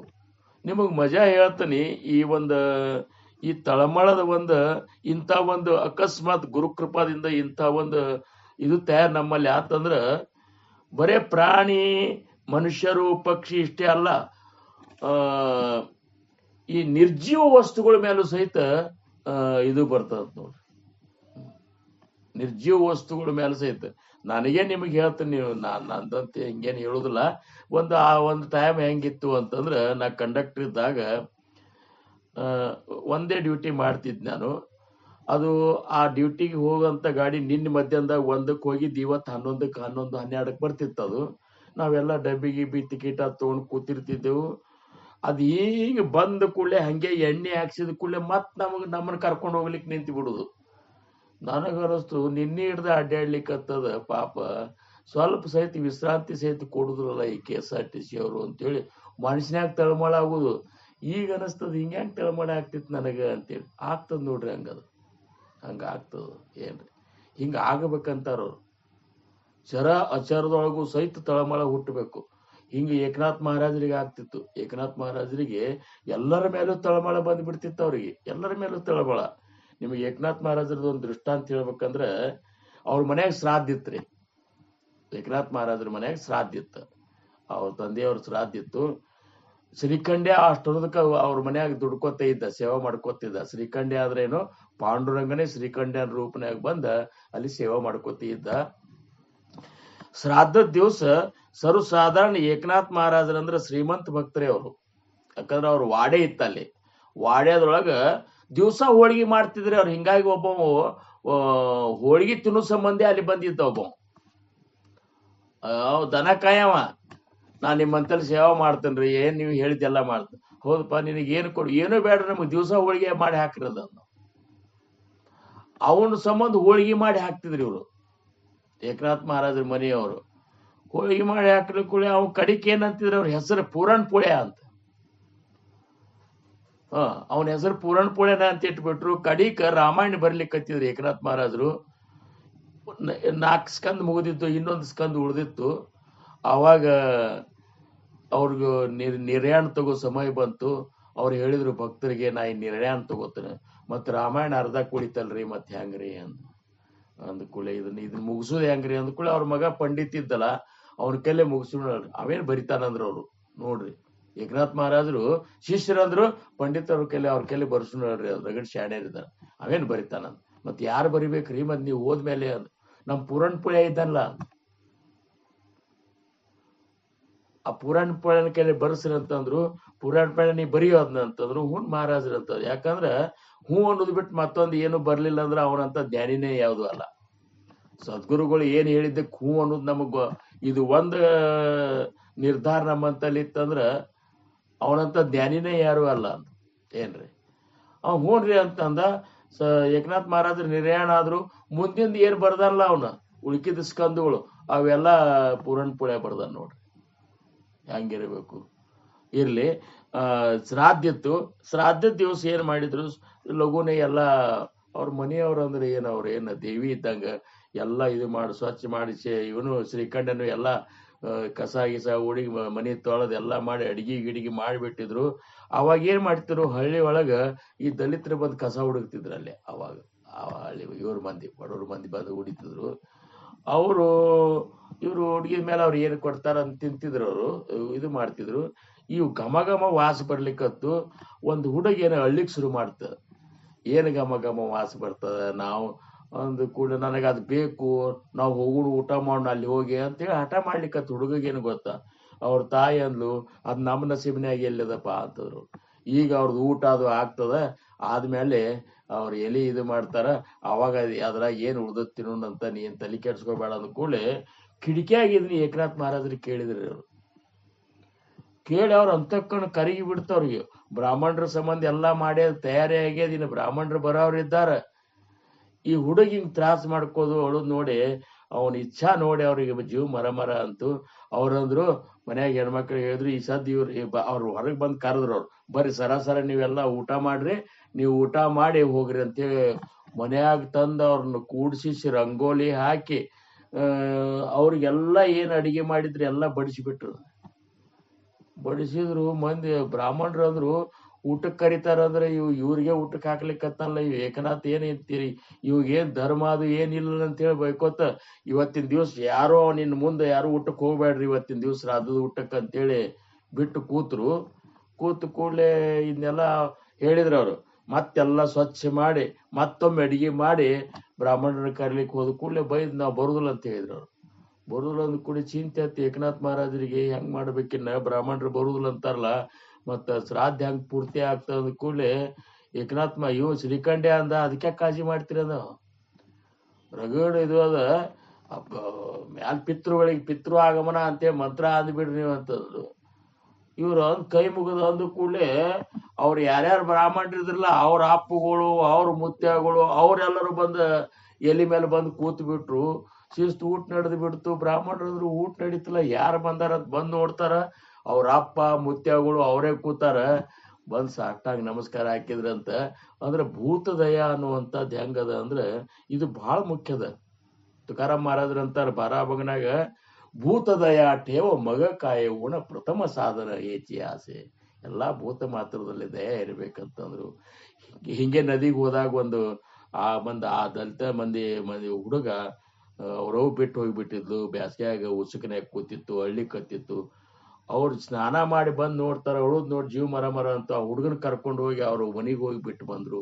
ಹಿಂಗೆಲ್ಲ ಏಕನಾಥ್ ಮಹಾರಾಜರ ಒಂದು ನಾವು ಚರಿತ್ರೆ ನೋಡ್ಲಿಕ್ಕತ್ತೇವ ಅಂದ್ರ ಅವರಂತ ದಯಾಳು. ಅದಕ್ಕ ಇಲ್ಲಿ ಏನ್ ಹೇಳ್ತಾರಲ್ಲ, ದೀನಾಚ ದಯಾಳು ಮನಾಚ ಮವಾಳು, ಮನಸ್ಸಿನಿಂದ ಮಾವಾಳು ಮನಸ್ಸು ಅವ್ರದ್ದು ಇರಬೇಕು. ದಿನಾಚ ದೀನರ ಬಗ್ಗೆ ದಯಾಭಾವ ಇರಬೇಕು. ಸ್ನೇಹಾಳು ಎಲ್ಲ ಜಗತ್ತಿನೊಳಗೆ ಎಲ್ಲರ ಜೊತೆ ಸ್ನೇಹವನ್ನ ಸಂಪಾದಿಸಬೇಕು. ಕೃಪಾಳು ಎಲ್ಲರ ಮೇಲೂ ಕೃಪಾ ದೃಷ್ಟಿ ಬೀಳ್ತಿರ್ಬೇಕು. ಜನಿದಾಸಪಾಳು ಜಗತ್ತಿನೊಳಗೆ ಯಾರು ಅಂತ ಒಂದು ಏನಪ್ಪಾ ಅಂದ್ರೆ ಭಗವಂತನ ಭಕ್ತರಿದ್ದಾರ ಅವ್ರಿಗೆ ಏನೇ ಕೊರತೆ ಬಿದ್ರು ಸಹಿತ ಅವ್ರನ್ನ ಪಾಲನಾ ಮಾಡ್ತಿರ್ಬೇಕು. ಇಂಥ ಏನು ಭಕ್ತರು ಏನಿದ್ದಾರಲ್ಲ ಜಗತ್ತಿನೊಳಗ ಆ ರಾಮಪ್ರಭುವಿನ ಭಕ್ತರೊಳಗ ಧನ್ಯ ಅನಿಸ್ಕೋತಾರ ಅಂತೇಳಿ ಅನ್ಕೋತಾರ. ಈ ಕೊನೆಯದ್ರೊಳಗೆ ಏನಂತಾರ ಅವರು ಶ್ಲೋಕದ ಉತ್ತರಾರ್ಧದೊಳಗ ತಯಾ ಅಂತರಿ ಕ್ರೋಧ ಸಂತಾಪ ಕೈಚ. ಇಷ್ಟೆಲ್ಲ ಚಲೋ ಚಲೋ ಗುಣಗಳ ಇದ್ದಾರಂತಲ್ಲಿ ಕ್ರೋಧ ಸಂತಾಪ ಸಿಟ್ಟ ಇವು ಇರ್ಲಿಕ್ಕರೆ ಹೆಂಗ್ ಸಾಧ್ಯದ? ಅಂತ ಭಕ್ತ ಜಗತ್ತಿನೊಳಗೆ ಧನ್ಯ ನೋಡಪ್ಪ, ಸರ್ವೋತ್ತಮನ ರಾಮಪ್ರಭುವಿನ ಭಕ್ತರೊಳಗೆ ಧನ್ಯ ಧನ್ಯ ಅಂತಾರ. ಇಂಥ ಈ 10 ಶ್ಲೋಕದೊಳಗ ನಾವು ಬಹಳಷ್ಟು ಗುಣಗಳನ್ನ ಶ್ರವಣ ಮಾಡಿದೆವು. ಈ ಒಂದು ಶ್ರವಣ ಮಾಡಿ ನಮ್ಮ ಕರ್ತವ್ಯ ಏನದ ಅಂದ್ರೆ ಈಗ ಆ 10 ಶ್ಲೋಕದೊಳಗೆ ಹೇಳಿದಂತ ಗುಣಗಳನ್ನು ನಮ್ಮ ಜೀವನದೊಳಗೆ ನಾವು ಅಳವಡಿಸ್ಕೋಬೇಕು. ನಮ್ಮ ಮನಸ್ಸಿಗೆ ಬೋಧ ಮಾಡಿ ಆ ಗುಣಗಳು ನಮ್ಮ ಅದು ಅಂತ ತಿಳ್ಕೊರಿ. ನೀವು ಭಗವಂತ ನಮ್ಮ ಋಣದೊಳಗೆ ಬಂದೇ ಬಿಡ್ತಾನಂತ ತಿಳ್ಕೊಂಡ್ಬಿಡ್ರಿ. ಆ ಭಗವಂತನನ್ನೇ ನಾವು ಋಣಿ ಮಾಡ್ಕೊಳಿಕ್ ಸಾಧ್ಯದ ಈ ಎಲ್ಲಾ ಗುಣಗಳನ್ನ ಅಳವಡಿಸ್ಕೊಂಡೇವಂದ್ರ. ಅದಕ್ಕೆ ನೀವುಗಳೆಲ್ಲ ಏನ್ ಮಾಡೋಣ, ಈ ಒಂದು 10 ಶ್ಲೋಕದ ಒಂದು ಶ್ರವಣ ಮಾಡಿದ ಫಲ ಏನಪ್ಪಾ ಅಂದ್ರ ಇವನ್ನೆಲ್ಲ ನಮ್ಮ ಜೀವನದೊಳಗೆ ಅಳವಡಿಸ್ಕೋಣ. ಸದ್ಗುರುಗಳ ಕೃಪೆಗೆ ಪಾತ್ರ ಆಗೋಣ. ಸದ್ಗುರುಗಳ ತಮ್ಮ ಸಾನ್ನಿಧ್ಯದಿಂದ ನಮ್ಮನ್ನು ದೂರ ಕಳಿಸ್ಲಾರ್ದಂಗ ಅಷ್ಟೊಂದು ಸಂತೋಷಗೊಳ್ಳುವಂಗ ನಮ್ಮ ಜೀವನ ರೂಢಿಸಿಕೊಳ್ಳೋಣ. ಪರಮಾರ್ಥದೊಳಗೆ ಮುಂದಿನ ಒಂದು ಆನಂದದ ಅನುಭೂತಿಯನ್ನು ನೀವು ಪಡ್ಕೋಣ ಅಂತ ಒಂದು ಕೃಪಾ ಸದ್ಗುರು ಚಂದ್ರಕುಮಾರ್ ಗುರು ಮಹಾರಾಜರು, ಸದ್ಗುರು ಸಮರ್ಥ ರಂಗರಾವ್ ಮಹಾರಾಜರು ನಿಮಗ ನೀಡ್ಲಿ ಅಂತ ಹೇಳ್ಕೊತ ನನ್ನ ಇವತ್ತಿನ ಈ ಸೇವೆಗೆ ನಾನು ವಿರಾಮ ಕೊಡ್ತೀನಿ. आकल्पायुष्यवावे तयाकुळा माझे आसकळा हरीचा दासा कल्पनेची बाधा न हो कोण काळे ही संत मंडळी सुखी असो अहंकाराच्या वारा न लागो रासा माझा विष्णुदासा भाविकासी नामा म्हणेतया असावे कल्याण जामक निदान पांडुरंग पुंडली कवरदार विठ्ठल पार्वती पतेश्वर महादेव राजाधिराज सद्गुरुनाथ महाराज की जय. श्री गुरुदेव दत्त. चिदंबर नमस्तेस्तु चिंतितार्थ प्रदायिने औदुंबर सदावास चिदंबर नमोस्तुते. जय चिदंबरा. जय जय रघुवीर समर्थ. श्रीराम. ಶ್ರೀರಾಮ ಸಮಾಧಿ. ಈ ಮನಾಥ ಶ್ಲೋಕ ಇಲ್ಲಿ ಯಾಕೆ ಬಂತು, ಯಾಕೆ ಆ ದಿನ ಗುರುಗಳನ್ನ ಕೇಳಿದಾಗ ಇವ್ರನ್ನ ಕಾಂಟ್ಯಾಕ್ಟ್ ಮಾಡಿ ಬಿಜಾಪುರದಲ್ಲಿ ಇರ್ತಾರೆ, ಇವ್ರನ್ನ ಕೇಳೋಣ ಅಂದಾಗ ಅವರು ಒಪ್ಕೊಂಡ್ರು. ಯಾಕದು ಅಂತ ಹೇಳಿದಾಗ ಈಗ 56 ಏನು ಮನಾಚಬೋಧದ ಶ್ಲೋಕಗಳು ಆಗಿದೆ, ಈ ಕಡೆ 10 ಶ್ಲೋಕಗಳು ಏನಾಗಿದೆ ಅದರಲ್ಲಿ ಹೇಳಿದ್ರು, ಅದರಲ್ಲಿರೋ ಎಲ್ಲ ಗುಣಗಳನ್ನ ನಾವು ಅಳವಡಿಸ್ಕೋಬೇಕು ಅಂತ. ಇದ್ರ ಅರ್ಥ ಏನಪ್ಪಾ ಅಂತಂದ್ರೆ ನಮ್ ಗುರುಗಳು ಹೇಳ್ತಾ ಇದ್ರು ಯಾವಾಗ್ಲೂ, ಸತ್ಸಂಗ ಮಾಡಿ ಸತ್ಸಂಗದಲ್ಲಿ ನಾನಿರ್ತೀನಿ ಅಂದ್ರೆ ಇವತ್ತು ಇಲ್ಲಿ ಎಷ್ಟೋ ಜನ ಇದೀರಾ ಇಲ್ಲಿ ಯಾರಿಗೆ ಗುರು ಸಿಕ್ಕಿಲ್ಲ ಅಂತ ಹೇಳಿ ಯೋಚನೆ ಮಾಡ್ತಿದ್ರಿ, ಅವರು ಖಂಡಿತ ನೀವು ಗುರು ಸಿಕ್ಕಿಲ್ಲ ಅಂತ ಯೋಚನೆ ಮಾಡೋ ಸಂಕಟ ಪಡೋದ್ ಬೇಡ. ಇವತ್ತು ನಮಗೆ ಏನು ನಾವಿಲ್ಲಿ ಹೇಳ್ತಾ ಇರೋದು ಭೌತಿಕವಾಗಿ ಗೊತ್ತಿರೋರು ಶಂಕರರಾವ್ ಅವ್ರು ಹೇಳ್ತಾ ಇದ್ದಾರೆ ಅಂದ್ರೆ ಅವರ ಬಾಯಲ್ಲೇ ಸಮರ್ಥ ಮಹಾರಾಜರಾಗ್ಲಿ ಇಲ್ಲ ಚಂದ್ರಕುಮಾರ್ ಅವರಾಗ್ಲಿ ಇಲ್ಲ ಸಮರ್ಥ ಶ್ರೀ ರಾಮದಾಸರೇ ಇವತ್ತು ಈ 10 ಶ್ಲೋಕಗಳ ಮೂಲಕ ನಮಗೂ ಉಪದೇಶ ಮಾಡಿಸಿದ್ದಾರೆ. ಸೊ ಹಾಗಾಗಿ ಇವತ್ತು ನಮ್ಮ ಶ್ರೀಮಾತ್ರೆ ಸತ್ಸಂಗದಲ್ಲಿ ಯಾರು ನಮ್ಗೆ ಗುರುಗಳು ಸಿಗಲಿಲ್ಲ, ನನ್ಗೆ ಆಶೀರ್ವಾದ ಆಗ್ಲಿಲ್ಲ, ಗುರು ದರ್ಶನ ಆಗ್ಲಿಲ್ಲ, ಏನು ಮಾಡ್ಲಿ ಅನ್ನೋ ಒಂದು ಯೋಚನೆಯನ್ನ ಕಿತ್ತಾಕಿದ್ದಾರೆ. ಈಗ ನಮಗೂ ಮಾಡ್ಬೇಕಾಗಿರೋದು ಏನಪ್ಪಾ ಅಂದ್ರೆ ಈ 10 ಶ್ಲೋಕಗಳ ಮೂಲಕ ನಮಗೆ ನಮ್ಮ ಮನಸ್ಸಿಗೆ ಉಪದೇಶ ಮಾಡಿದರೆ ಆ ಶಬ್ದಗಳನ್ನು ಹುಡ್ಕೊಳ್ಳೋಣ, ಆ ಶಬ್ದದನ್ನೆಲ್ಲ ತಗೊಂಡು ನಮ್ಮ ಜೀವನದಲ್ಲಿ ಅಳವಡಿಸ್ಕೊಂಡು ಹೋಗೋಣ. ಇದೇ ನಮಗೆ ಗುರು ಉಪದೇಶ ಮಾಡಿರೋದು ಅಂತ. ಆ ಉಪದೇಶದಿಂದ ನಾವು ಈ ಸಾಧನಾ ಮಾರ್ಗದಲ್ಲಿ ಮುಂದುವರಿಯೋಣ. ಅದೇ ನಮಗೆ ಗುರುವಿನ ಒಂದು ಉಪದೇಶ. ಇವತ್ತು ಗುರು ಅಂದ್ರೆ ಹೇಗೆ ಗುರು ಯಾವ ರೀತಿ ಯಾವ ಸಮಯದಲ್ಲಿ ಬರ್ತಾನೆ, ಯಾವ ರೀತಿ ಹೇಳ್ತಾನೆ ಅಂದ್ರೆ 10 ಶ್ಲೋಕಗಳು ಎಷ್ಟು ಮುಖ್ಯ ಇದೆ ನಮ್ಮ ಜೀವನದಲ್ಲಿ. ಆ ಜೀವನದಲ್ಲಿ ನಾವು ಅದೇ ರೀತಿ ಮುಂದುವರಿಬೇಕು ಅಂತ ನಮ್ಮ ಮನಸ್ಸಿನಲ್ಲಿ ಇಚ್ಛೆ ಇದ್ರೆ ಇವತ್ತೆಲ್ಲರೂ ನಿಮ್ಮ ಡೈರಿ ಒಳಗ್ ಬರ್ಕೊಂಡ್ಬಿಡಿ. ಸಮರ್ಥ ರಾಮದಾಸರೇ ನಮಗೆ ಇವ್ರ ಮೂಲಕ ಇವತ್ತು ಉಪದೇಶ ಮಾಡಿಸಿದ್ದಾರೆ. ಹಾಗಾಗಿ ನಮ್ಮ ಕರ್ತವ್ಯ ಏನಪ್ಪಾ ಅಂದ್ರೆ ಅವ್ರು ಹೇಳುವಂತ ಆ ಶ್ಲೋಕಗಳನ್ನ ಮನನ ಮಾಡೋಣ. ಪ್ರತಿಯೊಂದು ಗುಣಗಳು ಅದರಲ್ಲಿ ಏನಿದೆ ಅದನ್ನೆಲ್ಲ ನಾವು ಅಳವಡಿಸ್ಕೊಳ್ಳೋಣ. ಅಳವಡಿಸ್ಕೊಂಡಾಗ ಏನಾಗತ್ತೆ ಅಂದ್ರೆ ಇಂಥ ಒಂದು ಸಮಯವನ್ನು ಕೊಟ್ಟು ಆ ಒಂದು ಏನು ಅವ್ರ ಎದುರಿಂದ ಬರ್ತಾ ಇದೆ ವಾಣಿ, ಆ ವಾಣಿಗೆ ನಾವು ಬೆಲೆ ಕೊಟ್ಟಾಗತ್ತೆ. ಅಲ್ಲಿ ನಾವು ಅವರನ್ನ ಶಂಕರರಾವ್ ಮಹಾರಾಜರು ಅಂತ ನೋಡೋದಲ್ದಲೆ ರಂಗರಾವ್ ಮಹಾರಾಜರೇ ಆಗ್ಲಿ, ಚಂದ್ರಕುಮಾರ್ ಅವರೇ ಆಗ್ಲಿ, ಇಲ್ಲ ಸಮರ್ಥ ರಾಮದಾಸರೇ ಅವರು ನಮ್ಗೆಲ್ಲ ಇವತ್ತು ಉಪದೇಶ ಮಾಡಿದ್ದಾರೆ. ನಾವೆಲ್ಲರೂ ಸ್ವೀಕರಿಸಿ ಅವರು ಹೇಳಿಕೊಟ್ಟಂತ ಈ ಪಾಠವನ್ನ ನಮ್ಮ ಜೀವನದಲ್ಲಿ ಅಳವಡಿಸ್ಕೊಳ್ಳೋಣ ಅಂತ ನಮ್ಮಲ್ಲಿ ನಾವೇ ಪ್ರಮಾಣ ಮಾಡ್ಬೇಕು.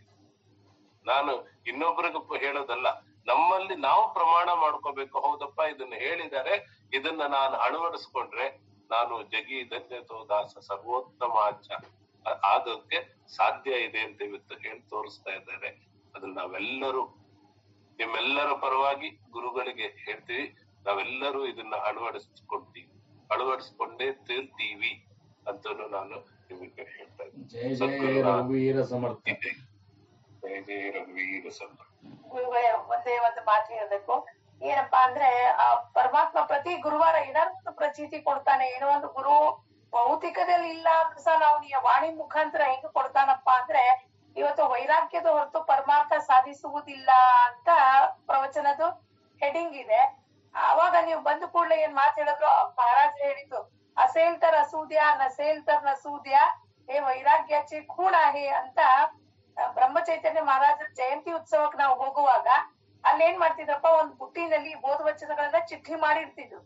ಪ್ರಸಾದ ಕೊಟ್ಟ ಕೂಡ್ಲೆ ನೀವ್ ಎಲ್ಲರೂ ಚಿಟ್ಟಿ ಎತ್ಕೊಳ್ರಿ, ಇವತ್ತಿನ ದಿವ್ಸಕ್ಕೆ ನಿಮ್ಗೆ ಏನ್ ಗೊತ್ತಿರುತ್ತೋ ಅದು ಮಹಾರಾಜರೇ ನಿಮ್ಗೆ ಸ್ವತಃ ಕೊಡ್ತಿದ್ದಾರೆ ಅಂತ. ಇದು ಸುಮಾರು ಒಂದ್ 8 ವರ್ಷ ಆಗಿರ್ಬೇಕಿದ್ರೆ ಅವಾಗ ಪ್ರಸಾದಿಗೆ ಬಂದಿರ್ತಿದ್ರು.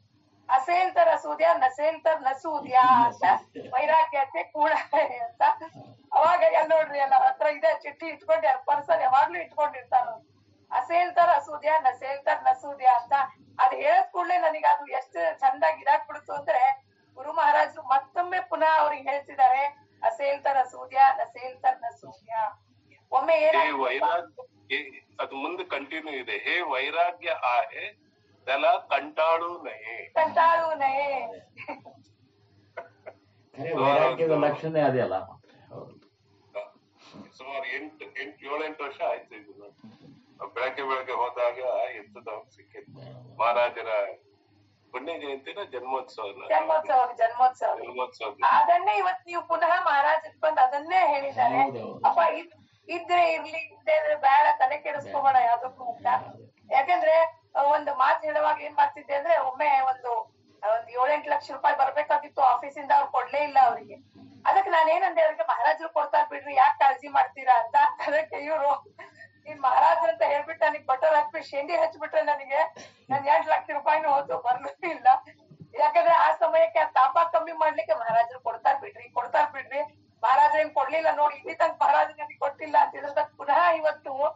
ನಿಮ್ಮ ಮುಖಾಂತರ ಅವರಿಗೆ ಮತ್ತೊಮ್ಮೆ ಪ್ರತಿಪಾದಿಸಿದ್ದಾರೆ. ಅಸೇಲ್ತಾರ ಸೂರ್ಯ ನಸೇಲ್ತಾರ ಸೂರ್ಯ.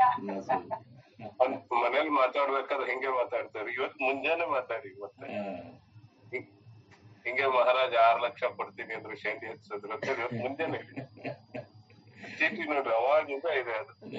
ಹಿಂಗೇನ ವಿಶೇಷ ಘಟನಾ ಘಟಿಸಿದ್ರು ಅಂದ್ರೆ ನಮ್ಮ ಮಹಾರಾಜರು ಅಂತಿದ್ರಿ ಆಗಿದ್ದದ್ದೇ ಈಗದಪ್ಪ ಅಂತಂತಿದ್ರು. ಅಂದ್ರ ಆಗಿದ್ದದ್ದೇ ಈಗದ. ಸದ್ಗುರುಗಳು ಅವ್ರ ಸಗುಣ ರೂಪ ಅವ್ರ ತ್ಯಾಗ ಮಾಡಿದ್ಮೇಲೆ ಮತ್ತೆ ಯಾರ ಮುಖದಿಂದಲೂ ಆ ವಿಚಾರವನ್ನ ಹಂಗೆ ಅವ್ರು ತಿಳಿಸ್ಕೊತ ಹೊಂಟಿರ್ತಾರೆ. ಅದನ್ನ ಅವರೇ ತಿಳಿಸ್ಲಿಕ್ಕತ್ತಾರ ಅಂತ ತಿಳ್ಕೋದೇ ಪ್ರಜ್ಞಾವಂತೆ. ಅದು ಆ ಶಿಷ್ಯರಂತಲ್ಲಿ ಬೇಕು. ಒಂದು ಸಣ್ಣ ಹುಡುಗನ ಮುಖಾಂತರ ಹೇಳ್ಬೋದು, ಹೆಣ್ಮಕ್ಳ ಮುಖಾಂತರ ಹೇಳ್ಬೋದು, ಹಿರಿಯರ ಮುಖಾಂತರ ಹೇಳ್ಬೋದು, ಕಲ್ತವ್ರ ಮುಖಾಂತರ ಹೇಳ್ಬೋದು, ಕಲೀಲಾರ್ದವ್ರ ಮುಖಾಂತರ ಹೇಳ್ಬೋದು. ಆದ್ರೆ ಅವ್ರು ಏನ್ ನಮಗೆ ಹೇಳ್ಬೇಕಾಯ್ದು ಹೇಳ್ತಾರೆ.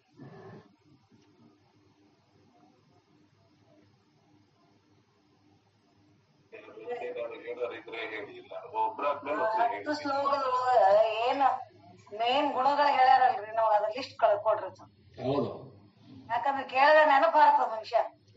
ಉಳಿದ ಹೊರಗಿನ ಸಂಸಾರವೆಲ್ಲ ನೆನಪು ಉಳಿತಾವ, ದೇವ್ರ ನೆನಪು ಉಳಿದ. ಈ ರೆಕಾರ್ಡಿಂಗ್ ಮಾಡಿರ್ತಾರಲ್ಲ ಅವನು ಮತ್ತೊಮ್ಮೆ ಹೊಳ್ಳಿ ಕೇಳ್ಕೋರಿ ಅವನ್ನ. ಮತ್ತೇನು ಎಲ್ಲ ಮತ್ತ ಅದಕ್ಕೆ ಇಷ್ಟೆಲ್ಲ ದೊಡ್ಡ